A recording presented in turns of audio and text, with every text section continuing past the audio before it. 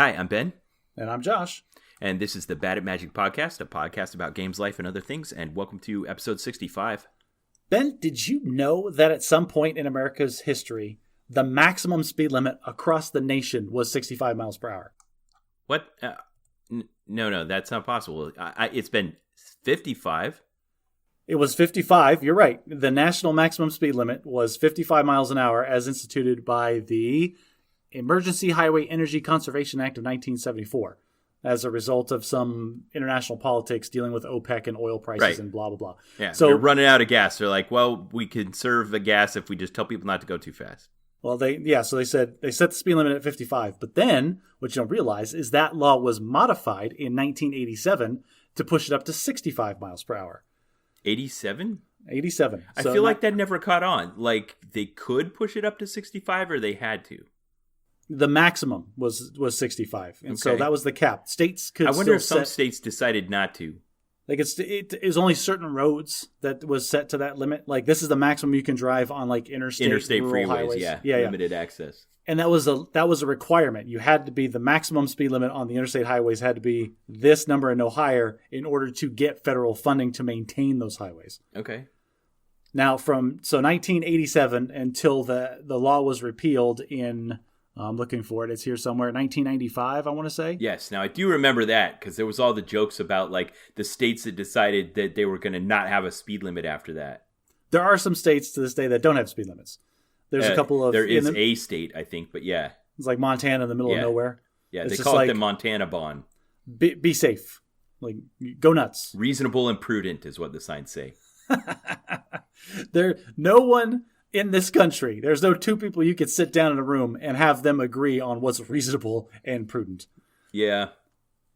Well, I've never driven on the interstate in Montana, but if I did, I might decide to figure it out. I always assumed that the speed limit was just 10 miles an hour faster than what was posted. I thought that they had that baked in. Practical experience at work. I mean, I've blown past cops going 10 over many a time and not gotten pulled over. And most of the time, it's just because I'm going with flow of traffic. Earlier today, I was on a stretch of highway just going down to the grocery store. Yeah. And the speed limit on the highway by my house is 75 miles an hour. And I was going 80, and people were zipping around me. Right. Yeah. Yes. Well, and I don't know what that means you do in a country where you could get pulled over by a cop for speeding. Like, if there's a cop there going 75, what do you do?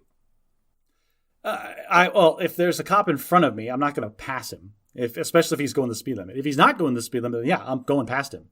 But I'm not going to go more than like 5 over the speed limit past him, if that makes sense. When was the last time you got a speeding ticket? I have never received a speeding ticket. Wow, man, I think the last time I got one was in 2004, 2002. I was pulled over for speeding once, but he let me off with a warning because I was getting off of the night shift from piloting a drone. And I was the only one awake for miles in any direction. And I was going like 7 over. Right. Okay. And he saw you in your uniform and you were sober and he would let you go. Basically, that was it. And he's like, license, registration, and proof of insurance? And I had all 3. And I was clearly coming from work. And like that was it. He ran my tags to make sure they weren't expired. And I'm sure he let me go after that for... Yeah. I got a speeding ticket in 2002. I've been pulled over twice since then for speeding. And both times I got the good old boy let you off because you're in the military thing. Well, you don't lean on that too hard because that's going to go away in a little while. Yeah. Why? Oh, you're not going to. Oh, I'm going to retire. What drives me nuts? All right, listeners, if you're one of these people, like reevaluate your life choices. Okay, is you're on the freeway and you're driving, and then you see a bunch of brake lights. Everybody slows down like 5 or 10 miles an hour. And it's because there's a cop on the side of the road that has pulled somebody over. Everyone, listen to my voice. He already has somebody. He's not going to abandon the ticket that he is writing to dart back out into traffic to chase you down. Like I love it. Thank you for that rant. But it makes why? It's not a speed trap. It's already been sprung. Yes, the bear trap hasn't been reset yet. You are free to run through it as fast as you want. All right. Well, good rant. So, Josh, I think last time you got to have that moment where you were able to enjoy the glory of having made a past prediction where you were correct. So I want to talk about one of mine. Ooh, excellent. So I'm going way back in time here, like a year and a half ago, when the COVID quarantine had just kicked off, and we were projecting some potential impacts. That was episode 16 of the Bad at Magic podcast. And in that episode, I predicted that movie theaters would fail. That they were going to go away and not be a thing anymore. Yeah. Was I that?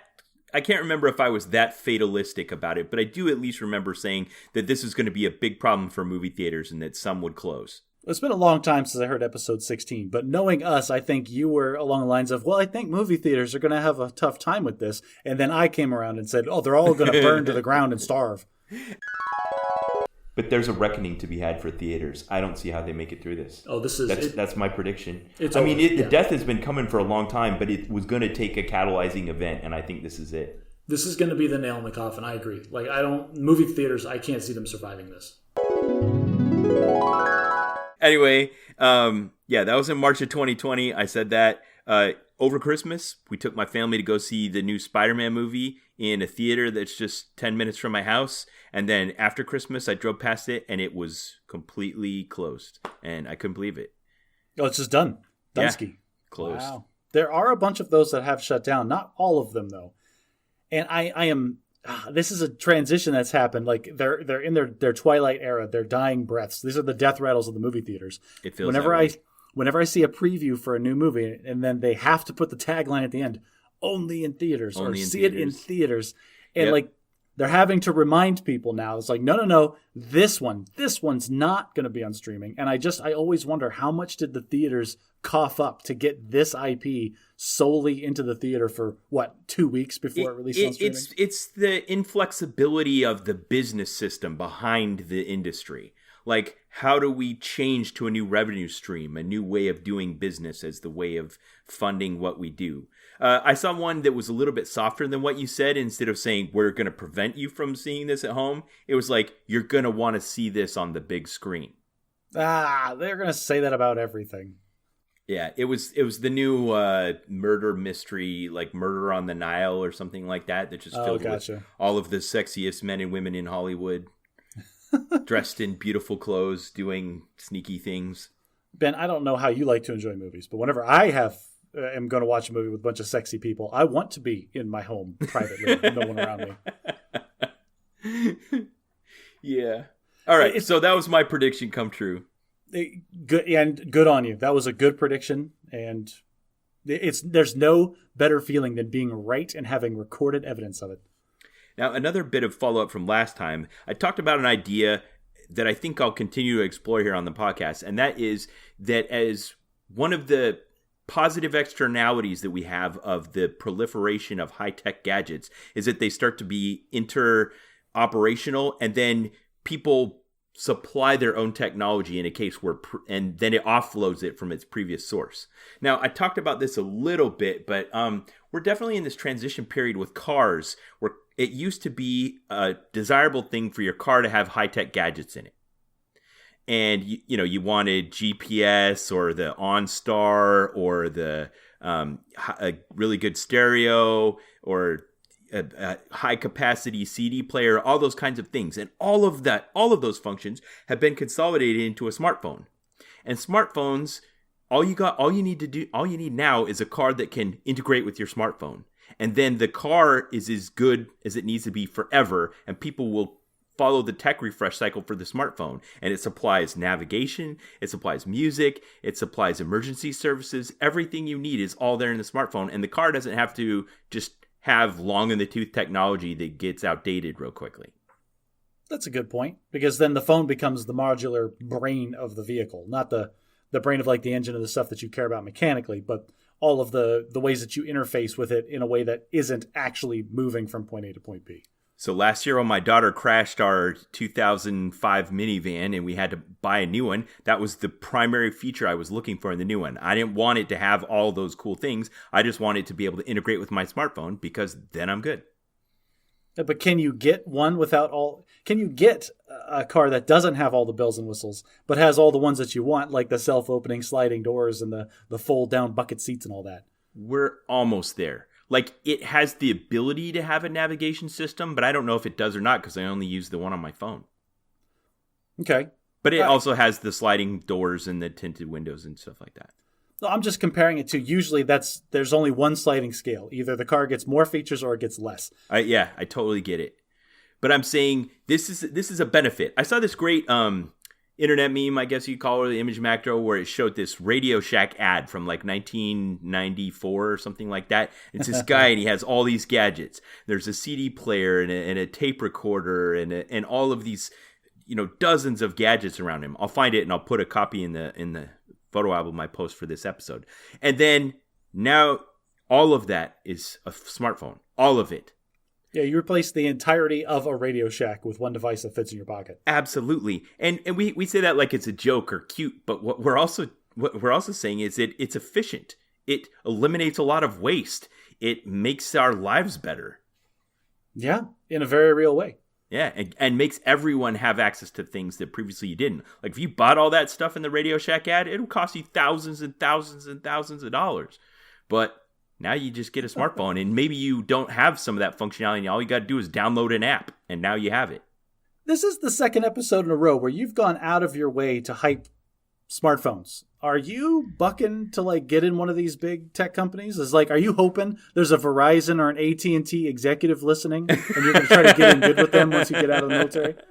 I can neither confirm nor deny what you just said. However, listeners, if you want to get in on this discussion, what I'm looking for is other examples of positive externalities. The underlying idea that I'm talking about here is things that we have in our life that aren't just good for what we got them for, but also improve our life in other ways and other people's lives as well. So it doesn't just have to be limited to smartphones. Smartphones are just a particularly good example of something that has positive externalities. Verizon, sponsor the podcast. Okay, so another thing we talked about last time was I mentioned to you the movie trope of, usually in rom-coms, where there's two characters come together and they both have been separated for a while, and they begin to have a conversation, and they both have something important to say, and they say, I have something to say. I have something to say too. Okay, let me go first. And the wrong person goes first, and hijinks ensue. Yes. And I mentioned how this, I think the exact words I used in the podcast last time were, this never happens in real life. And this week it happened to me. This is what you get for tempting fate. Please give me all of the details of this ridiculous situation. Okay, so I am in the middle of a complex IT acquisition at work, and it's competing with a sister IT acquisition that another major command is conducting. And there's a little bit of rivalry going on between our two, and they're a little bit ahead of us in the race. So just before Christmas, they finished theirs and sent out their advertisement, and it's what initiated that briefing I had to give to my general that I talked about before on the podcast. Gotcha. Well, the project officer that's my functional equivalent at my level in that other command is the person behind all of this that generated all of those really important people talking to each other that brought me into the general's office. So I'd not talked to this guy since last September or October timeframe, when we kind of eyed each other up and decided we were going to do this race and try to get ours into service. And he beat me. Anyway, it finally came time that I needed to talk to him again. So I called him and I got him on the phone, and I'm like, what do I want to call him? I'll call him Richard. Hey, Richard, it's Ben. Hey, Ben, haven't talked to you since last year. Yeah, hey, I've been trying to get a hold of you. Oh, that's funny. I've been trying to get a hold of you, too. Yeah, we really need to talk. Yeah, we really need to talk. Which one of us should go first? Let's see. Are you going to concede defeat, or am I going to gloat first? Who's going to go? Yeah, anyway, I went first. It was probably wrong, because that's how it goes. Did you apologize and bow your head and be all gracious loser, and then he just laid it on thick? Yeah, because I needed to beg him I needed his help. So that's, yeah. Anyway, Bader Meinhof principle at work there. You say something and then you notice it again in real life. So that'll happen. Now, I found another when I was listening to what you said. Now, okay, in episode 64, you talked about adopting CGP Gray's theme self-organization system. Yes. And you told the story of you calling customer service because your book hadn't arrived yet. And you said that as soon as you had them on the phone, you got the email that said that your order had been received and that your order had been shipped. And you said there's absolutely no chance that just shipped by happenstance.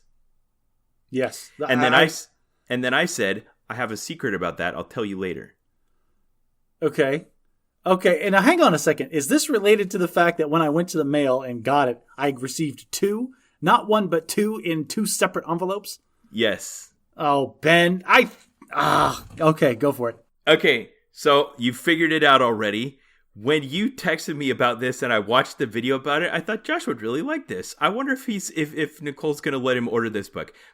I'll send him one. So I went to the website and I ordered one and I sent it to you. And then you texted me after I'd already ordered it that you ordered one as well. And I thought, crap, what do I do? I'll just let him have 2 because they're only good for like a quarter anyway, and then he'll have 2. But I didn't tell you. So when you came on the podcast and said when you called customer service and reminded them that of your order, then it shipped out, and you said there's absolutely no way that just shipped by happenstance, I have a question for you, Josh.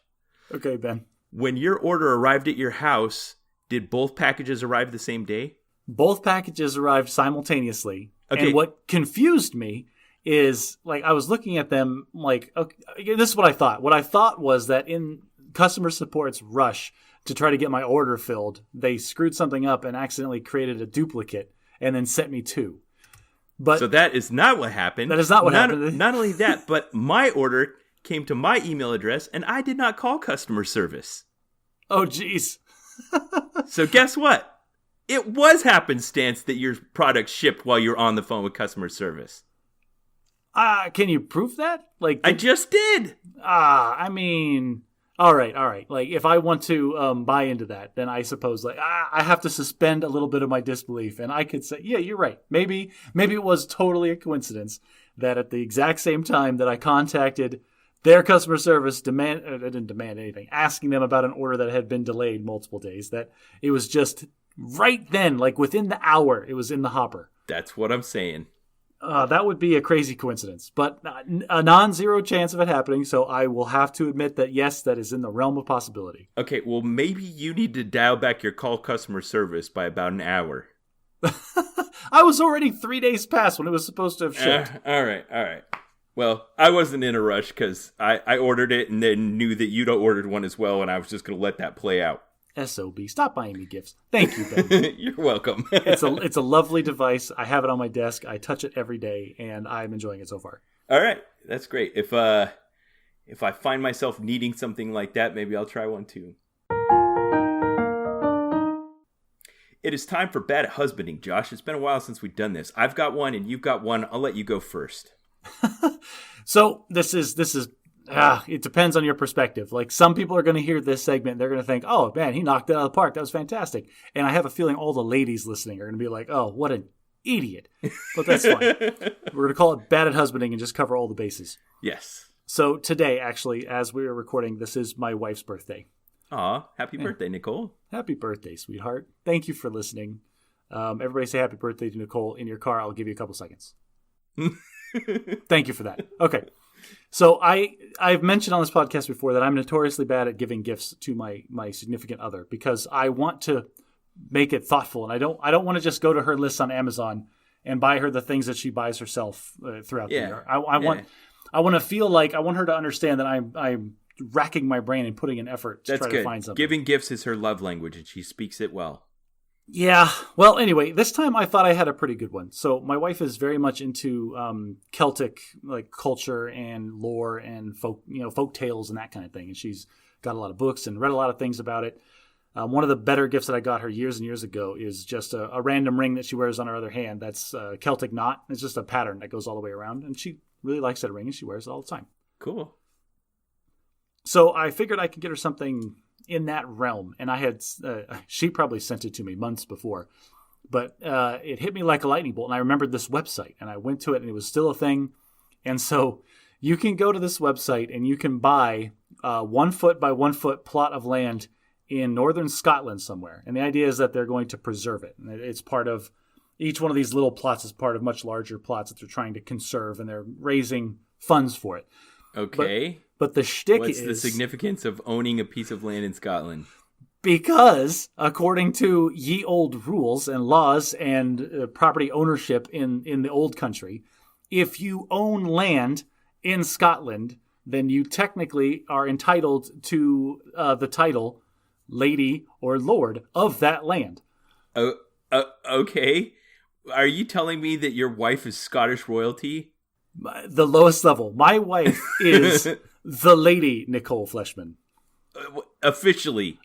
Like, I bought the plot of land and I received a very formal certificate. It says proclamation at the top and has a big old explanation of all the rules. And she is officially, like, it's all over their website. Like, she is officially, she can put it on her emails, on her calling cards, everything. According to Scottish law, she is a lady. Okay. So many questions. Does she know about this already? She does. I gave it to her yesterday. I couldn't like, it came in and I could not contain my excitement for it. How was it received? It was received in a way where I'm not sure, like, I think she likes it. Like, she received it and smiled and laughed a bit. Like in a genuine way. I feel like the opportunity still lies ahead of you now. Oh no, like, she is. Can you get it printed on your checks? Do you, use it formally in introducing her to polite company? Yes, and yes. But there's the thing: is my wife is the most soft-spoken, humblest person on the planet. She praise, like, in the workplace, professional workplace. I run on praise. Like, I must be praised 3 times a day, or I'm going to get depressed. She is exactly the opposite. Like, she is uncomfortable when people praise her for, like, doing a good job or, like, drawing any attention to her. She just wants to do her job, do it well, okay, and not receive the acknowledgement for it. So this is one of those things that, but you weren't expecting her to, like, jump up and down and squeal, were you? No, but I got more than I expected, honestly, with her. Like, it seemed like she genuinely liked it, at least at first. I don't know if she still does or if she put on a good show, sweetheart. I think that you like it, and if not, let me know. We'll do something else. Did she get to name it or anything like that? No, but we have a unique identifying number, and if we ever go to Scotland, the company will tell us how to get to her plot. Okay, wow. Still more questions. It is...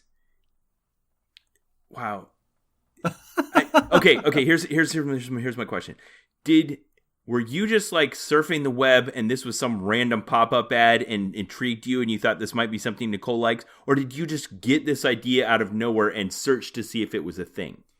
She sent me a link to this website months and months ago, probably back in the fall. Okay. Like, oh, you want to be a lord? So she planted the idea. She planted the idea a long time ago. And then as I was trying to rack my brain for a gift in the past month and a half, that struck me as something that might be... All right. It's a little outside of the box, but still within the realm of things. So when you told me you were doing this, I was skeptical, but you didn't say that detail. Now I feel like it was a lot safer of a place to go. Here's the other fun thing, is that she's getting her doctorate, right?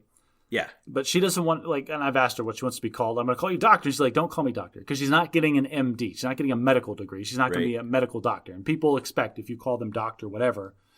It seems like there's a stigma. Like, there is a stigma. We always know that guy at work that's just has a PhD in, like, some idiot thing, and just meant he went to school forever, and he insists on being called doctor, and we all do it with an eye roll.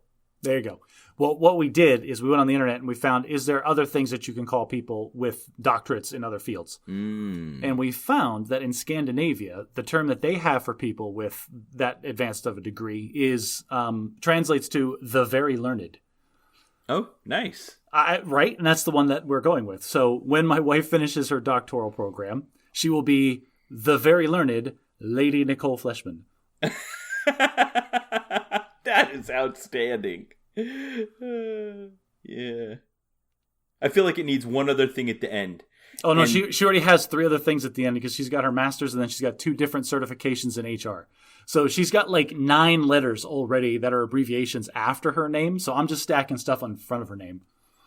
Okay. Well, I do have more you can add at the end. I'll do that for bad English, but not this week. But I'll reference this conversation when we do it next time. I was doing that facetiously the other night and she started throwing stuff at me. Like, but just saying random letters after her name? No, the Lady Nicole Fleshman, first of her name, like Lady of Organization, and good firings. Like So I was you just trying sounded to like Paul Bettany on A Knight's Tale, reading her patents before the masses. Yes, that's what I was trying to come up with, different patents. And like I said, she doesn't like the self-aggrandizement, so she started throwing things at me, so I stopped. You needed to be holding a bugle or something. It would be great. Yes, with like a little flag on the end of it. Yeah. All right, it's time for my bad husbanding. Yes. Okay, so I realize it. Now that we're in our 23rd year of marriage, that my wife and I were doing something that I've seen other couples do that can sometimes bring about this odd end of a marriage when people think a marriage is going to last forever. They get divorced after 25 years or something like that. Oh, geez. And this is making peace versus building unity. So I want to talk about that. Making peace is where you identify areas within your relationship that there's friction, but instead of resolving the issue, you just avoid it. Okay. Yeah, that makes sense, where it's just, you just give up this fight. Right. And unfortunately, if you do too many of those, all of a sudden there are just all these areas where you've just withdrawn from each other. And instead of there being connection, there's just distance. And my sister and my brother-in-law were over at my house over Christmas, and I noticed them doing something every day. They were not Christmas, over Thanksgiving, and every day they were here, they would get out the New York Times crossword and do it together. And I noticed there was a little bit of friction with them while they were doing it. So later I asked her about it. I'm like, so what's with you guys doing the crossword together? And she's like, we just decided that we needed to do something together. I'm like, I can tell you guys don't quite do it the same way and causes a little bit of friction. She's like, yeah, but I think it's important that we do it. And I've been thinking about that a lot. Because she told me, like, his way of, like, for instance, she was like, every time he thinks of a word, he just writes it into the blanks. Like, that's going to be the right word. What if it's not the right word? Well, how are you going to remember the word if you don't write it down? Sure, we can argue both sides of this. And we've identified now this is a conflict. So if you take the making peace approach to this, you'd be like, well, I guess we can't do the crossword together. Well, I mean, can you, or do you just, one party admit that the other person's, like, even if they don't like it, the other party just conforms to the expectations of the other without any kind of discussion or conversation about it, just to facilitate the activity, whether or not they're enjoying it? Yes. And I think the underlying thing you have to examine here is it important that we continue to do this together even though we don't see eye to eye on the right way to do it, enough that we struggle through our individual, whatever, quirks, OCD, whatever the problem is that's causing the conflict? Or is it more important to have peace? Well, I think you're talking about a couple of different things. Like, you're talking about resolving the conflict internal to the activity that they are doing, or going back, taking a step away from the situation and questioning the baseline assumption that we are going to do this activity together in the first place. Yes. I feel like those are two different conversations. Okay. I'm talking about both, but let's just focus on one at a time. So whether or not we should do this together is, if you set, as we've talked a lot about, like Asimov's 3 rules of robotics and what happens if you change the order of the rules of robotics. Disaster. If you set as your prime directive, we shall have peace at all times, and if a situation arises where peace is disrupted, then we avoid that situation because that's the quickest way to restore peace. Yeah, that's down that road lies resentment and just bitterness and distance. You just avoid everything. So I realized that we'd been doing this a little bit in our relationship. So I'd kind of been looking for a way to get back. For instance, my wife and I used to spend a lot of time together in the kitchen early in our marriage. I wouldn't say it was harmonious, but it was just necessary. We had little kids and we would do the dishes and stuff. And now that the kids are older and more self-sufficient, neither of us spend as much time in the kitchen, but she started to avoid it more and more altogether. And I realized that it's a place where we used to have togetherness, and now it's just me by myself. And I don't know if it's important to establish whose fault it is, but because of the withdrawal, it just feels like a lost opportunity. So on the podcast, when I was talking about my goals and how when I'd found out about that cold gravy marriage list, where I had my wife make a list of all the things I could do to improve as a husband, she listened to that episode of the podcast and came to me and she's like, you're right. I never did ask you for a cold gravy list. So what's on your list? And I didn't have one ready. So I thought about it for a while and I only had one thing. I was like, let's spend time together in the kitchen again. You mean you only had one thing that you're willing to share on the podcast because we don't want to get demonetized? We're keeping our G rating. So I said, let's spend time together in the kitchen again. That's nice. We stopped doing that. So that's our thing. I'll let you know how it goes. But that feels like sometimes you may actually go towards an area where there's been confrontation or conflict in the past. And I think that's actually can be more important than having peace, is building unity. And that sometimes requires a bit of friction. It does. I know what you're talking about. My wife and I have started to identify things like that. And we've both committed ourselves to, when we see these situations happening, if we identify it, we want to have a conversation about it in the moment, rather than just like what you're saying, one person goes quiet just to facilitate. Let's just get it over with and move on with the rest of our day. Because it is hard. It's difficult to stop what you're doing and have like a deep conversation about expectations and assumptions and feelings and all the things that are associated with the stuff when it happens. Yeah. What are some ones like that where you guys actually, maybe one or the other of you puts up with a little bit of discomfort to have unity rather than peace? Pass. All right, I'll tell one you've told me about in the past. You and Nicole, you and Nicole will sit and like binge like Netflix together, and sometimes you may watch a show that one or the other of you don't prefer, but you still do it together to have the togetherness. Yes, that's actually a good. I don't know, like, yes, that's true, but we don't have. Because for me, I say that one because to you it may sound unremarkable, but to me it is, because sometimes my wife watches shows that I have a physical, negative reactions to, like make me feel nauseous. Ugh. Just like crime procedurals where they just have this asinine dialogue that sounds like it was written by monkeys on typewriters. No, I can't watch that, even to be near my wife. My wife watched a couple episodes of Dr. Pimple Popper. Oh my gosh. A great example.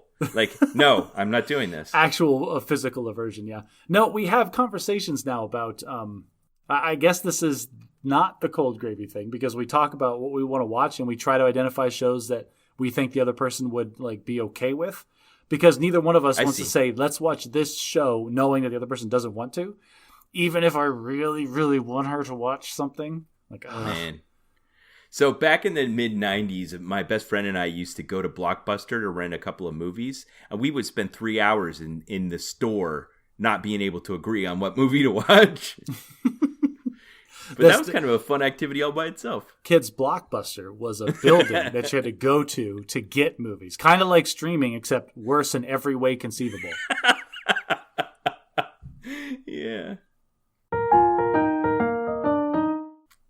All right, Josh, you put a placeholder in here for a random thought. Do you have an idea to this, what to call this segment, or are we just going to call it Josh's random thought? We can call it random thought for now, because I don't know how many of these I'm going to have. But this is one that when it happened to me, I stopped what I was doing, because it was I feel like it was profound. It's probably dumb, but okay. It shook me a little bit. The internet calls these shower thoughts, even if they don't occur in the shower. Funny enough, this one did occur in the shower. Oh. So I was thinking about, I don't know where I got this question from, but I was thinking, is there a limit to human thought? Okay? What do you mean limit? Like a bounds. Is there an upper boundary? Like, is human consciousness truly infinite in an abstract concept, or is it limited? Are there things we can't think of?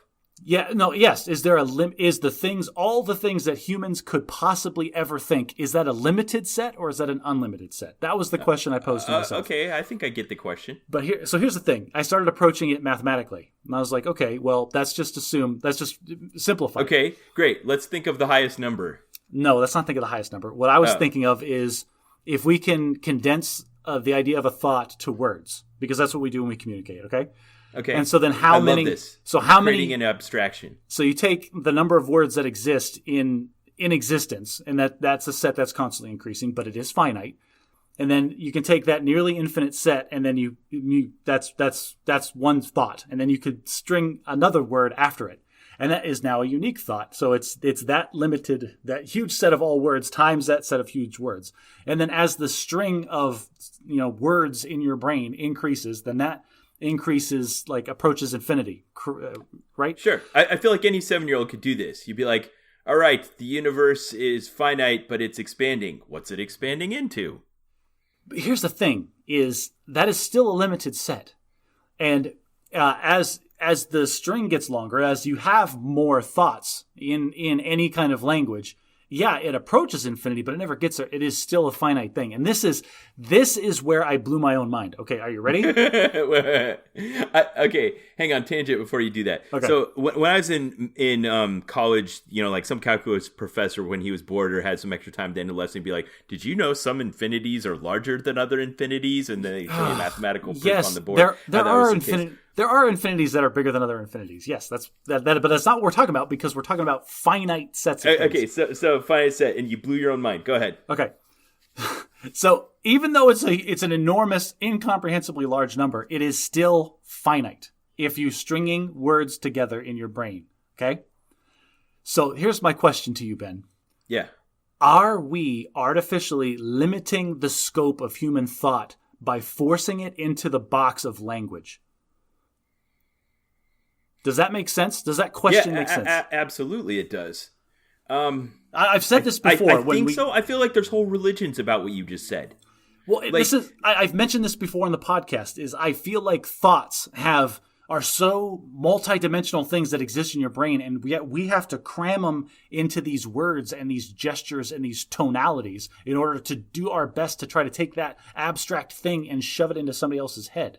So 2 things came to mind while you're saying that. One is, when I was studying American Sign Language, I read a lot of books about the development of language, and there was always this curiosity surrounding what happens if you have a child that during the formative years of life where humans tend to develop language, they didn't. And there were a few like odd case studies where they found like some boy who'd been raised by wolves or something like that and didn't develop human language. And in their this is like, I don't know, 18th century French medical doctors, but in their estimation was then no longer capable of it. Now, what does that mean as far as like, is he better than us? Can he think of things we can't think of because his brain isn't bounded by language? I think that there's something that has to happen inside the human brain in order to create concrete thoughts that has to resemble language. I don't think that's true. But this is what I think. I think we're doing a trade-off. I think if that kid that was raised by wolves, maybe he does have more ginormous, multidimensional, complex thoughts than we are capable of having. But the trade-off is he can't even begin to try to share any of that with anybody on the one hand. And then on the other hand, he is also, even if his mind and his consciousness and his experience in this universe is expanded, he is losing the ability for the rest of humanity to give him quick and easy knowledge that he would otherwise have to earn himself. Okay. There's no YouTube video that he can go watch to learn how to raise tomatoes in his side garden. He has to learn it from scratch. So you instantly gravitated towards the second thought I had when you said this, and that is, and I'm going into an area I know nothing about, I'm admitting that, like the idea behind Zen Buddhism, where if you just sit still long enough and meditate, at some point you can transcend your mortal limitations and become one with the universe. And that might actually be a thing. Who knows? If we are assuming that human thought, that the human consciousness is an unbounded thing, that we are constricting, artificially putting box around. By tying it to language. By tying it to this requirement to think. Now, this is tied to an idea that I've turned in my head for a very long time. You ever catch yourself doing an inner monologue, like having a conversation with yourself? All the time. All the time. But there are some times when you're not. There are some times when you're doing things, but you've never had the actual word thoughts in your brain. More often with me, if I'm having a dialogue in my head, it's with me, my residual self-image, and one of my simulations of someone else in my life. You, my wife, my kids, my boss, something like that. So whenever I'm having these streams of like word thoughts, or just like, I don't know what to call it, but like when you're consciously thinking about strings of words that are strung together, I'm like doing something. If I'm building something in the garage, like, okay, this is 8 by 5/8. I need to make this cut. I'm going to have to add this 1/8 of an inch for the saw blade diameter, blah, blah, blah. And it's just this running dialogue in my head. But there are other times when I'm performing a task where I can catch myself in this state where I haven't thought of a word, or there's nothing that's been going through the speech center of my brain for the last like half an hour or something. And I haven't lost my ability to function or do stuff. I just haven't thought the words. Does that make sense? Yes, there's a name for this in psychology. They call it flow. Oh. I'll read you the definition. In positive psychology, flow, also known colloquially as being in the zone, is the mental state in which a person performing some activity is fully immersed in a feeling of energized focus, full involvement, and enjoyment in the process of the activity.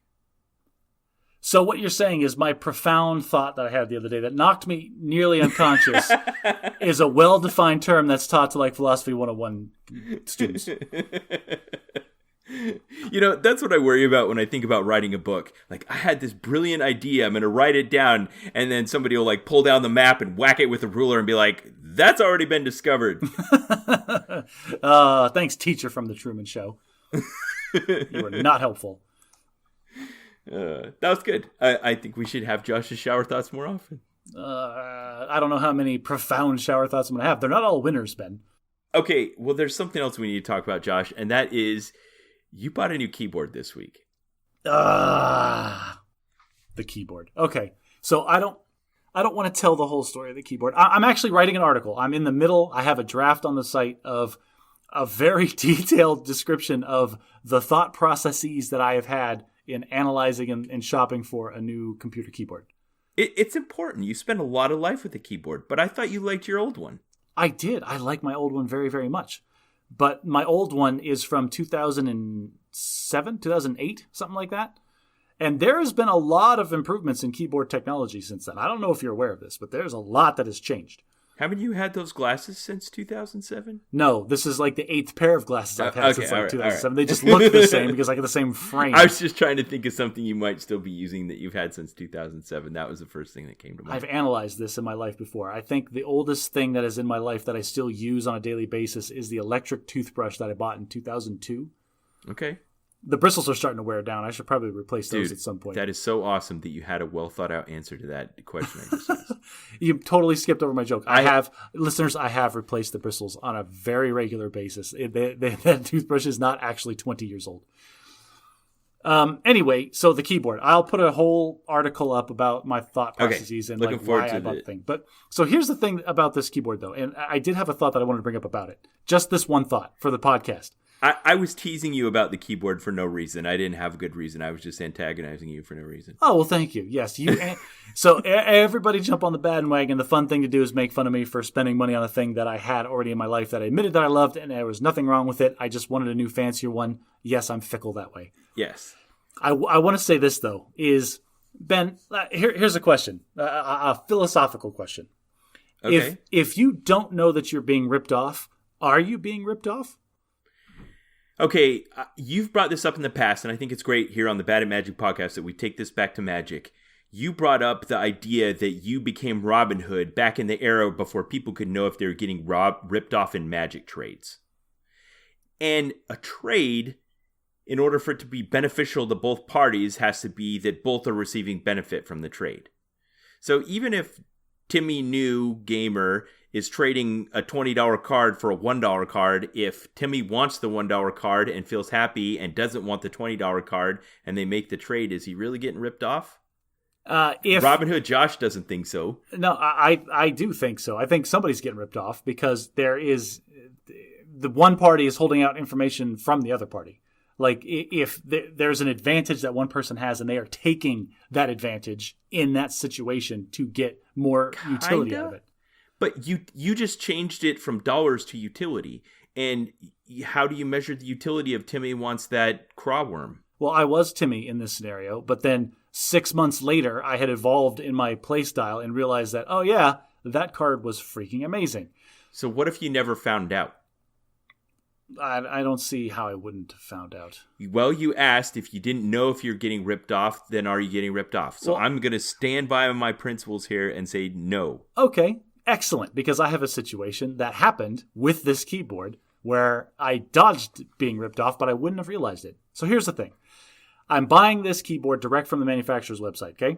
And I get to the last step, and it's shipping. And it says free shipping, 5 to 7 days. $5 for expedited shipping, 3 to 5 days, $10 for next day, and it was 1 to 2 days.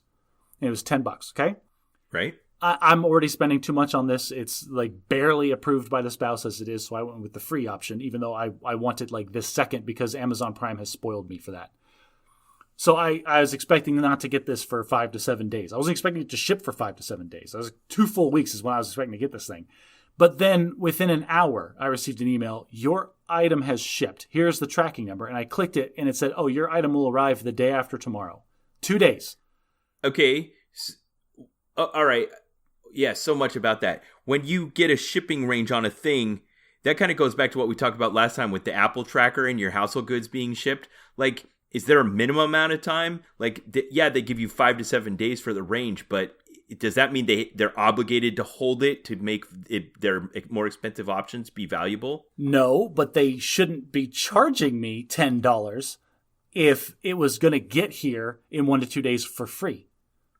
Okay, but let's say they exceeded their normal number of orders that day and they had to triage. What basis do they have for doing some before others? I get what you're saying. I understand what you're saying, that like there is no guarantee that this will happen in every circumstance.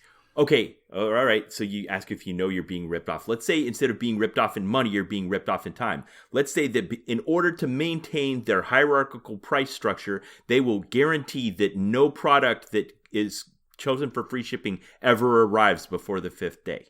They put it on a machine that just spins it around so that it doesn't actually leave the warehouse on time. Honestly, Ben, that's the thought I had. Like when I got that email, I had this whole thought, like if I was running this company, I would literally build into the back end of my system. If they pick the free shipping, just have that invoice float for like 4 days in the system before it gets printed out on the warehouse floor. Like, yeah, that sounds terrible. But that's what the people are paying for. Like if you're going to charge a premium for a service that you're just going to give away in best case scenarios anyway, that's ripping people off in that subset of time. Like if I had paid $10 for shipping, I wouldn't have known. I would have gotten the thing like, oh, that's outstanding. It's going to get here exactly when I expected it to. So if you're a business and you're planning all the... Go ahead.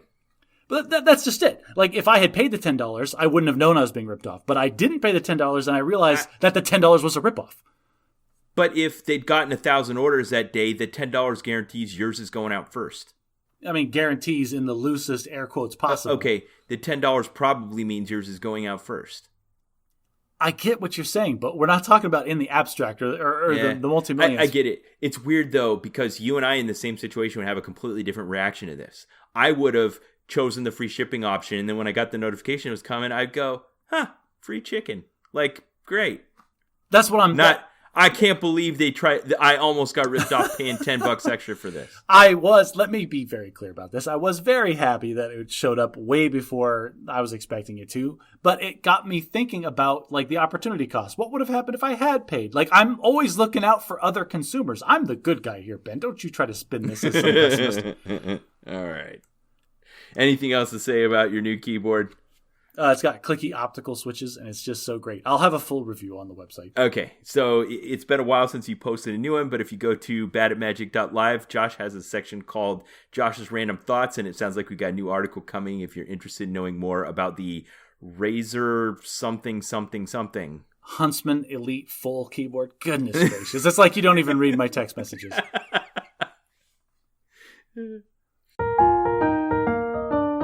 All right, Josh, it is time for Bad at Logic. And because we are on episode 65, that means it is time for you to choose a bias. Because I am odd and I am biased. So the bias that I chose today is the in-group bias. And the definition on the card are lovely cards from yourbiases.com, critical thinking cards, sponsor the podcast. You unfairly favor those who belong to your group. And Ben, I'm looking at you, buddy. Is this just a nice way of saying racism, or does this transcend that? So this is, I think racism is a subset of this.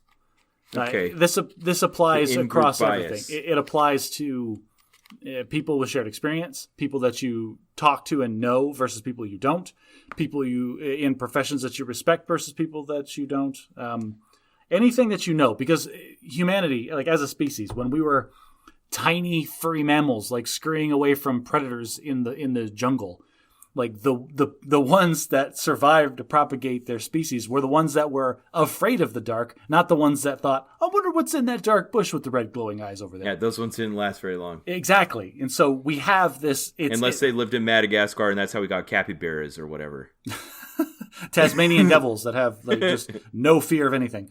But it's like in your spinal column. This is like way down in the firmware of your brain, that you are afraid of things that you don't know about. And then that... in our new like high level cognitive realm nonsense, whatever, translates to a bias where you are distrustful of things that you are not familiar with.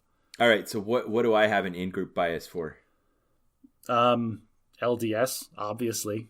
Members of the Church of Jesus Christ of Latter-day Saints. Yeah. You're totally right. Yeah, if you could go anywhere on the planet Earth, and if somebody said, "Oh, I'm LDS," like you would immediately put them in the in group and have a ton of assumptions about their personality. I'll do you one better than that, Josh.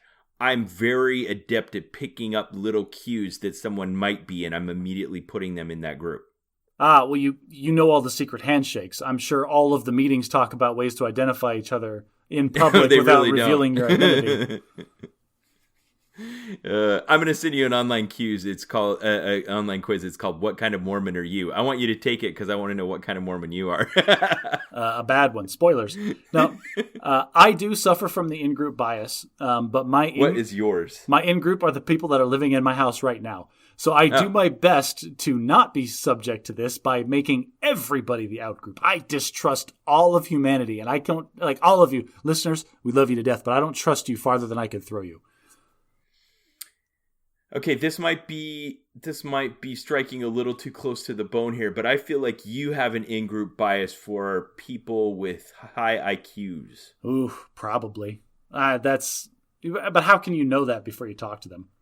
I don't know.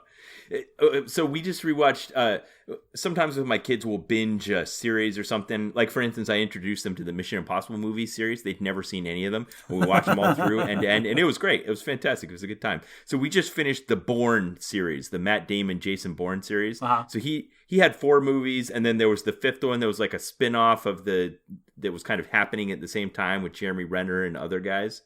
And that was called The Bourne Legacy, and we were just watching that one. And towards the end, they revealed that Jeremy Renner's character barely got into the army because he was an idiot. Apparently had an IQ of like 78 or something like that, and the army will still take you. And that they were giving him the blue pill, and the blue pill made him have an IQ of like 140, and if he stopped taking the blue pill, he was going to go back to 78, and he didn't want to do that. That was kind of what was driving him. Did you see that one? No, I didn't. Oh, okay. Sorry. Spoiler alert for the Bourne Legacy. And the Star Wars prequels. Because unless you stop taking your blue pills, those movies all suck. Well, here on the Bad at Magic podcast, we take the blue pill. So it is time for Bad at English. Hooray. What do our fellows across the pond say that's so cute today? So this is a fun one because this is one where there's a niche in language where you need to fill it with something, and we have something different than what they do. And the phrase I'm talking about is fill your boots. Fill your boots. Okay. Fill your boots. The phrase fill your boots is typically used in place of what we might say knock yourself out. Oh. Okay. Just like go nuts. Yeah, whatever. Exactly. Go nuts. Go for it. Have at it. Go to town, help yourself. We use all those in America. In England, they say fill your boots. It means exactly what you think it does. I looked up the etymology. It's kind of like a 19th century Navy origin, perhaps having to do with getting your grog ration or rum ration. Okay. Well, it's loose. But... I honestly thought about asking you about the etymology of it, but then I thought, well, we say knock yourself out, and that doesn't make any sense either. So. No, my wife and I had a discussion about that exact phrase. What do you think knock yourself out means? I can only imagine it means drinking yourself into a stupor. Yeah, that's what I thought too. Are we doing the etymology research right now? I can't think of what it would mean, where it would have come from. This hyperbolic expression alluding to knocking oneself unconscious with extreme effort dates from about 1930. It is often put negatively as don't knock yourself out. But in the mid-1900s, this doesn't make it clear. I don't know. This is what happens when we do impromptu research on the podcast, Ben. Dang it. Now the listeners are left unsatisfied. Why do you say knock yourself out if it means have a good time when it used to mean something negative? I don't think it means go have a good time. I think knock yourself out means indulge in the thing that you are looking at. Apply oneself to the point of exhaustion? It's like if my kids ask, hey, can we go play on the playground? I would say knock yourself out. And that is like, yes, not only may you go play on the playground, you may expel literally all of the energy that you have in your body. Until you are unconscious. So if you were British, you would say, sure, fill your boots. Fill your boots. I'm going to say that to my kids, and they're just going to stare at me. Josh, it is time for our main segment today, and we are going to be talking about the book Artemis by Andy Weir. So, spoilers, everyone, for Artemis by Andy Weir, and also for Star Wars, if we haven't already. And I will say, Ben, that I did read this book a week before I was supposed to. Are you trying to tell me that you're rusty? Because you remember everything, Josh. So I don't know what you're talking about. So you've stumbled on one of my tricks to life, Ben, is I'm setting, like Scotty from Star Wars, I'm setting low expectations, so that way when I exceed all of them, I just look like a genius. Yeah, well, okay. Your expectations are duly set low. So let's talk about Artemis. All right. So typically in the Bad at Magic system, the way that we break these things down is you do some meta commentary about like surrounding the book. I do my best to talk about the story before we actually dive into butts and and this. But who wants to go first this time? So Artemis by Andy Weir it came out in 2017. It was kind of his follow-up to his first book called The Martian, which came out in 2015. So it's like the first follow-up book for an author that had a big first hit. Ooh, that's a dangerous book to write. It is kind of. So I wouldn't say he knocked it out of the park, but it wasn't terrible. I really loved The Martian, which is why I was willing to read this. Oh, so you're holding it up to his previous works. So my wife was worried about this. She's like, hey, I want to say something. I know how much you love that book, so I'm just trying to set your expectations low because I think you can enjoy this book as long as you don't have your expectations too high. That's the thing, is if you're going to view this through the lens of some other intellectual property that you love to death, then you might have a bad time. You always, the independent stories, man, you got to come in with like a blank slate. Yeah. Okay, well, give us a plot synopsis. All right, so in general, like the plot follows your standard 3-act structure, and it even has an excellent hook at the beginning. Like the first chapter opens with our protagonist, her name is Jasmine something or other. She goes by Jazz. She is, like the book opens with her in the middle of an EVA disaster. Like she is walking on the surface of the moon, in a spacesuit, and she's having extravehicular activity. Yeah, an EVA. They say it all the time. They never said the full acronym, which I did. Thank you for respecting your readers, knowing what an EVA is. Extravehicular activity. Anytime you're in space and you're not in a spaceship, that's an EVA. And she was in the middle of a cataclysmic malfunction and was going to die. She was going to die with no oxygen on the surface of the moon. And it was just this harrowing chapter of her at a dead sprint through lunar gravity back to the habitat, one of the domes of the city. Before she expelled all of her oxygen into the environment and died a horrible death. Yes. And this was the great hook because, they set the action high. We set the stakes. We got to see, it was kind of clever. It's a James Bond opener. It was clever because it gave the author the opportunity. Introduces the environment, the character, teaches some things we need to know. Yes. The baseline setting for where this is all taking place. It's on the moon. There's a city. There are several domes. They're kind of governed. We'll get to that. After we find out that she was on a test to try to become an EVA instructor so she could take out tours and things and try to earn like buku bucks. Like this is the job that she wants. And she failed miserably because her equipment failed. And how dare your equipment fail when you're trying to like save other people's lives? Yeah. And so then we get introduced to her actual profession, and she's a porter. And her job is she literally takes items from one place to another.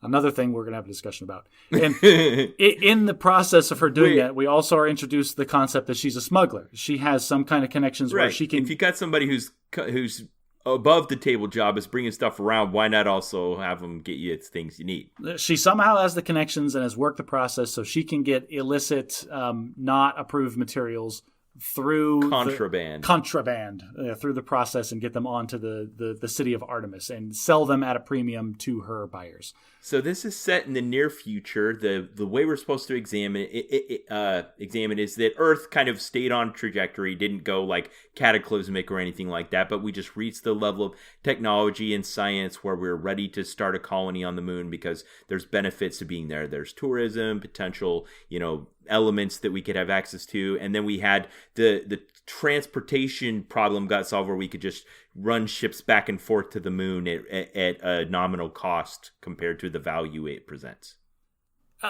Yes, and we'll talk about that in depth too.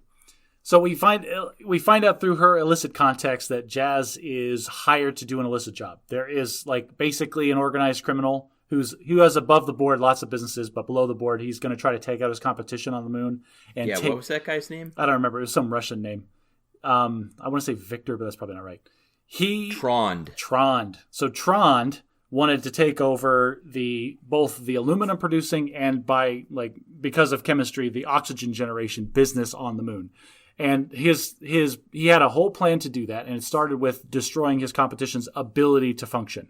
And so he hires Jazz to do a Black Ops mission to go blow up their harvesters. Sabotage the competition. Yes. And he deliberately chooses her, one, because he thinks he can do it, and two, if it goes wrong, he needs a fall guy.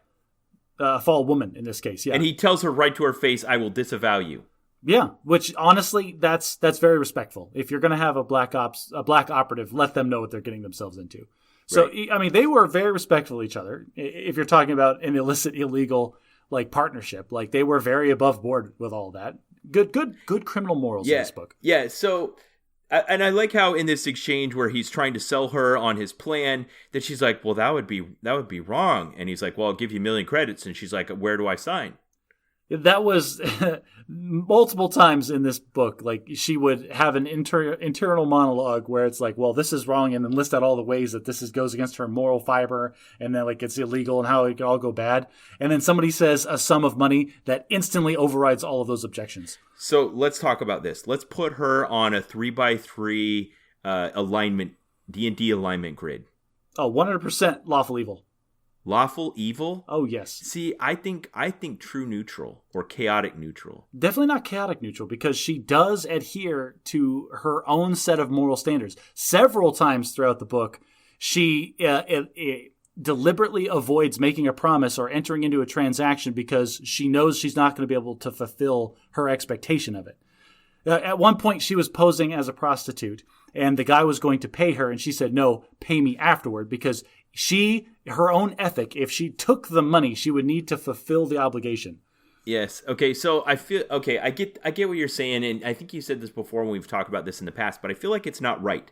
I think if you always define the character's point of reference as their basis for determining lawfulness, that it would be 2-dimensional instead of 3-dimensional. No. All right. So you're missing the two axes. All I'm saying is on the lawful versus chaotic spectrum, she is lawful. Now we can have. I don't think she is. Oh, you think she's chaotic? Okay, make your case, sir. Okay, so like you said, she has these multiple competing moral codes. She has her Orthodox Muslim upbringing that she got from her father. She has the laws of the colony that she lives in, and then she kind of has her loose, almost like thieves code. And she tries to articulate it several times. Like later on, she's trying to sell to the mayor of the town, if you will, the administrator, that she's good to have around because she may be a smuggler, but she's your kind of smuggler. Yeah, I don't bring guns. I don't bring illicitly hard drugs. I don't bring all the really, really bad stuff that could be here. It doesn't, because I'm controlling it. I'm breaking the law, but you like the way I'm breaking the law.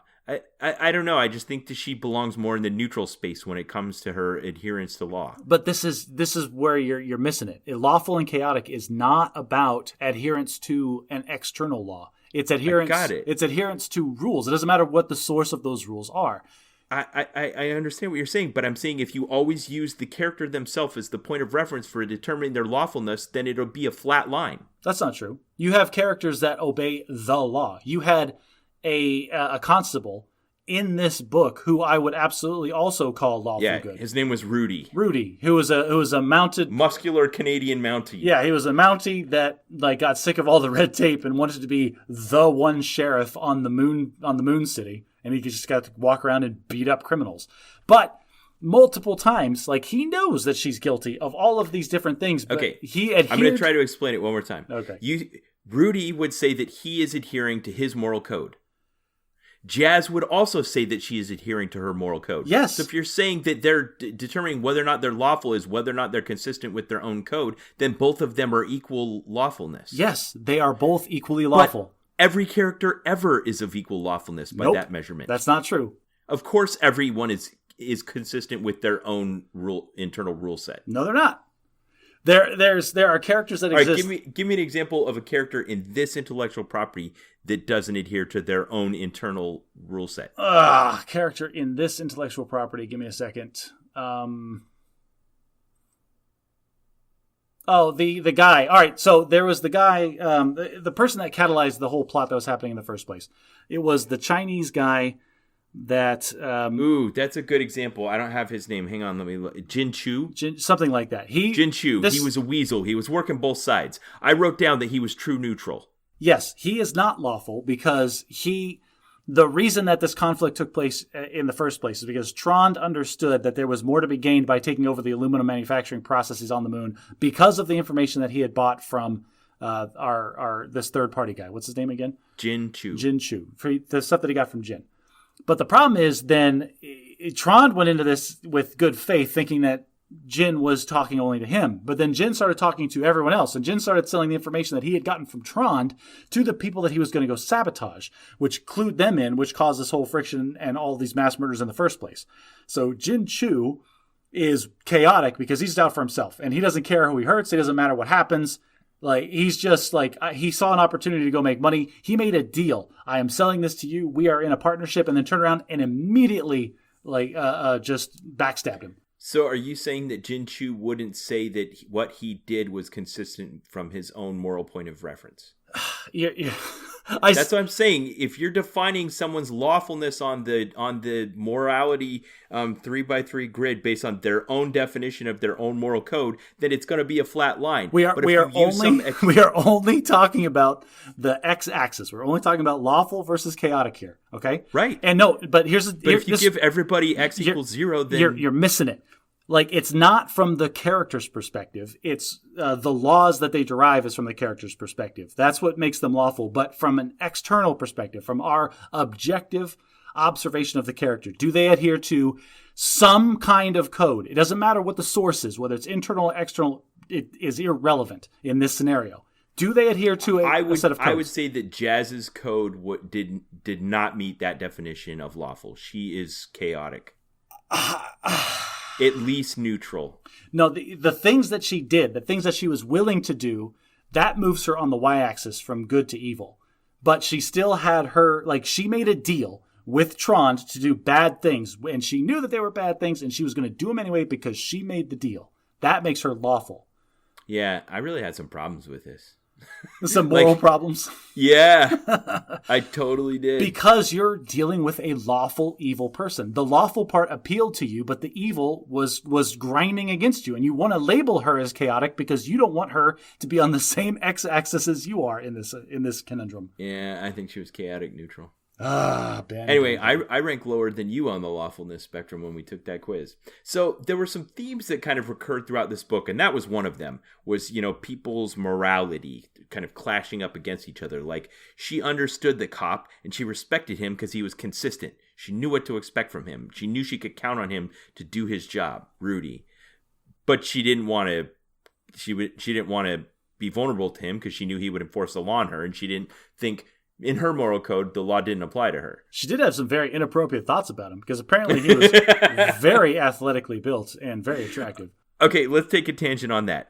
So I noticed right away that we have a white male who chose as his protagonist an Arabian female. Okay. Raised in a Muslim home. Now, that's really brave as far as I'm concerned, because if you write about what you know, and I don't know what it's like to be a woman, and I don't know what it's like to be raised Muslim, and I don't know what it's like to be Saudi Arabian. Like, he was already really putting himself in a dangerous spot by choosing her as his protagonist. I get what you're saying, but he did get to abstract a lot of that away by saying that she grew up primarily on the moon in this kind of melting pot culture, and she was always straying away from. That just gave him like a get out of jail free card where he didn't actually have to adhere to any of those things he assigned to her. Exactly. So then the only perspective shift that he had to make for writing her was the male to female. Yeah. Okay. Are you familiar with the meme of male authors writing female characters who boobily move along? I'm not aware of that. It's this idea that men don't know anything about what it's like to be a woman, and so they describe it awkwardly in a way that a woman would never think of. There was a little bit of that in this book. Name a part, because I thought this. I felt like there was one morning where she'd gotten up, and I think she was hungover, and she was getting dressed, and he was describing her body, and the things she was thinking about. I bet if I'd read it out loud to my wife, she'd be like, "Yeah, a woman would never think that. That's a man writing about what a woman would think." Okay, I don't remember this specific passage, so I'm not going to call you down for it. Yeah. But all right, so tips to authors: if you're trying to write somebody of the opposite gender, just write it as gender neutral. Like in 99% of your interactions, like with yourself and your internal monologue, your gender never comes into play. Yeah, I'll see if I can make an infographic about that. So Jasmine is this bilingual Saudi. She smuggles, she sabotages, she's loyal to whoever pays her best, but she has her limits, her things she won't do. But she swears, she drinks, she does drugs, she sleeps around. You made all those things sound bad. I may be a smuggler, saboteur, and all-around jerk, but I won't leave my EVA suit dirty, she said. That was the actual quote. Well, and I mean, that just speaks to her character, right? Like, she knows what she is. Like, she is the classic outlaw living in the Wild West, which is what this book most closely resembled to me, is a random Western. I get that. She also has this ethic. It's an interesting ethic. It's a never wrong ethic, even though you learn and develop. You could say I'm never wrong and be stuck and never move, but she learns, but then because she's never wrong, and I wrote down another quote, back when I used to be stupid. Everybody thinks that about themselves. Come on. Right. You do. You reminded me of her in that respect. But it could have been something stupid she did yesterday. Oh yeah, back when I was stupid. But now I know. And then tomorrow, when what I did today was stupid. Well, yeah, but that was back when I used to be stupid. Okay. You totally derailed my plot synopsis. All right, go ahead. She goes to do the sabotage mission. It goes wrong. She only gets it half done. Turns out the people she's sabotaging is a company that is owned by the mob, Earthside Colombian mobsters, and Brazilian. Yes. And they start sending like assassins and stuff at her. Like they kill Trond and his whole, almost his whole organization. They are going after her and her family. She runs into an assassin a handful of times, and now the conflict is how do we stop this? And gets away because she's good at everything. And I have a bullet about that specifically. So then they like kind of rally. It's like, okay, well now we have the Brazilian mob that's going to take over the station when this new technology drops, and we don't want them to be in charge. This is our city. We need to rally the people and make a plan and get them off of our moon. And then they do it and they pull it off, and then there's this horrible twist where almost everyone dies and she has to save everyone. And she does, and it's the mega happy ending, and I just shook my head the whole last chapter like, seriously, this is not how any of this would happen in the real world. I know. I was disappointed too. Okay. All right. That's the plot. Let's break it down. That's the plot synopsis. Okay, so there's a lot of themes that are going on here. So we've got all the characters, and they're interesting characters. You know, we've named a few of them so far. There's a few more we'll get into here. But the themes that are going on, we've got what is humanity like? Like, yeah, we're in this exotic foreign environment, but what things are true about humanity that would be true anywhere? And I like that when he was kind of exploring these ideas. Like, yeah, if we took and made a colony on the moon, we'd still have some of the same problems we had on Earth. Oh, there was a lot of self-segregation. There was a lot of specialization. There was a lot of hiring who you know, not who's best for the job. Very much the political infighting. Yeah, that was very prostitution true. Popped up almost immediately. Smuggling, the kind of things you would have on Earth anyway. Exactly. Another thing this author does that I actually really get a kick out of is nerd debates. He'll just throw one out there. Like, they don't even fit really, but sometimes he just throws one out there. Like, for instance, at one point they were debating over how many aliens Captain Kirk slept with in the original Star Trek series. Yes, there was. And I did not realize there was controversy surrounding this, but apparently it's 2 or 3, depending on how you measure. Well, there's that the controversy isn't how many aliens Kirk slept with. It's that the perception that Kirk was just out there sleeping with anything that had 2 legs and moved. In reality, he only slept with a couple, which is still a lot when you're talking about another species. Like, if you heard of a person, he only slept with a couple of different animals, that person would still be thought about differently. Yeah. Do they? That reminds me of a joke I heard about a man sitting pondering his life, and he's like, I built that bridge over there. Do they call me Igor the bridge builder? I built that barn over there. Do they call me Igor the barn builder? But you screw one sheep. That's a classic. Yeah. All right. So more nerd debates. I think they named her code on her safe was 1701. So we were supposed to shoot. I actually knew that. Like the USS NC-1701, that was the serial number of the Starship Enterprise. Yeah, so she knew the person. I think she was trying to break into a safe or something like that. It was Jin's safe in the hotel, and she put dust on the fingerprint buttons to see where the oils of his skin were, and it was 170. And it was a Star Trek clue. Yes. Okay, great. There was at one point they were debating over the color of Han Solo's pants. Yes, if it had a stripe on it. Spoilers for Star Wars, they were blue. We did it. And there was one stripe on the side. Yeah, and a stripe on the side. There was also he made a point to debunk the popular action movie trope that small people can beat up big people.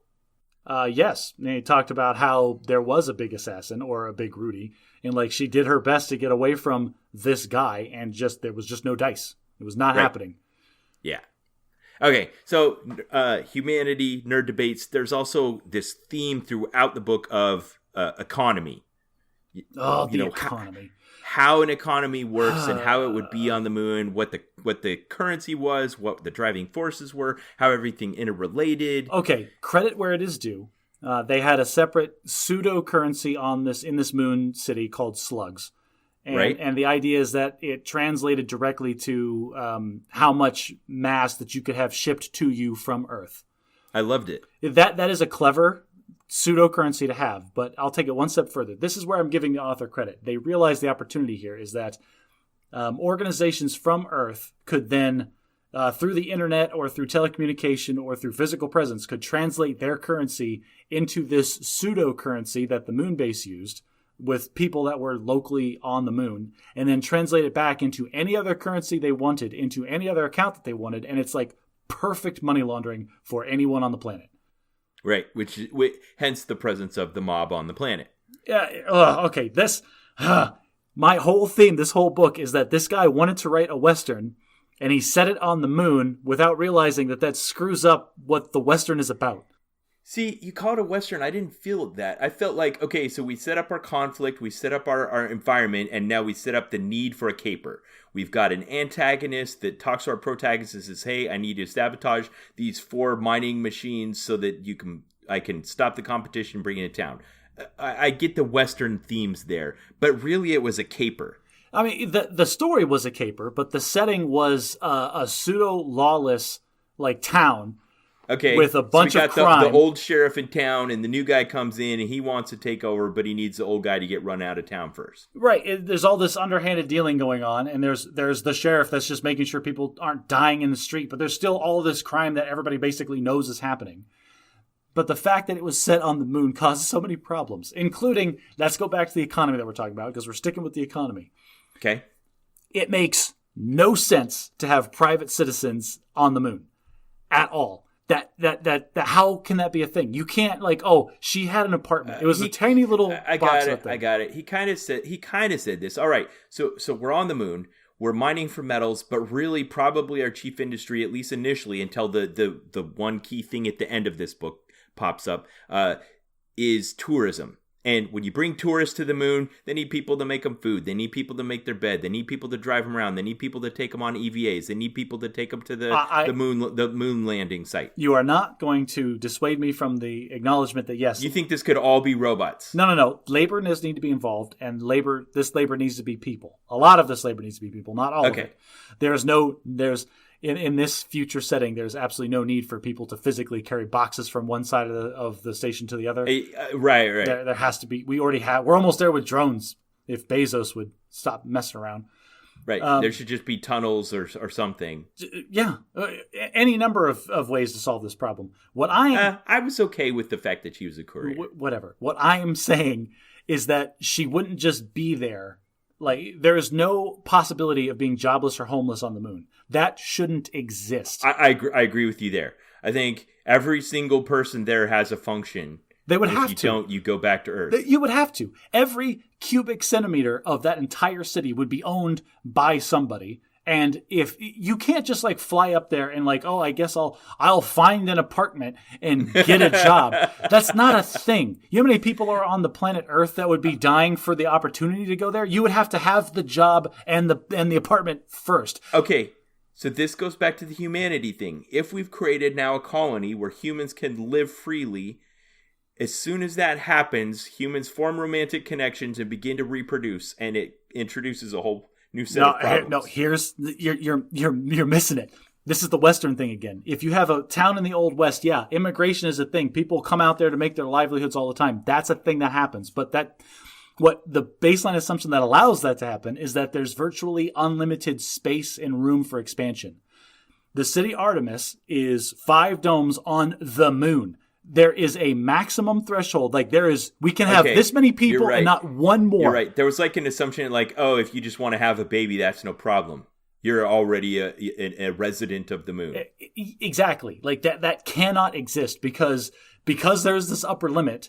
Every person in that place would have a defined job. And if you lost that job, you would get shipped off of the moon and replaced with somebody else to do your job for you.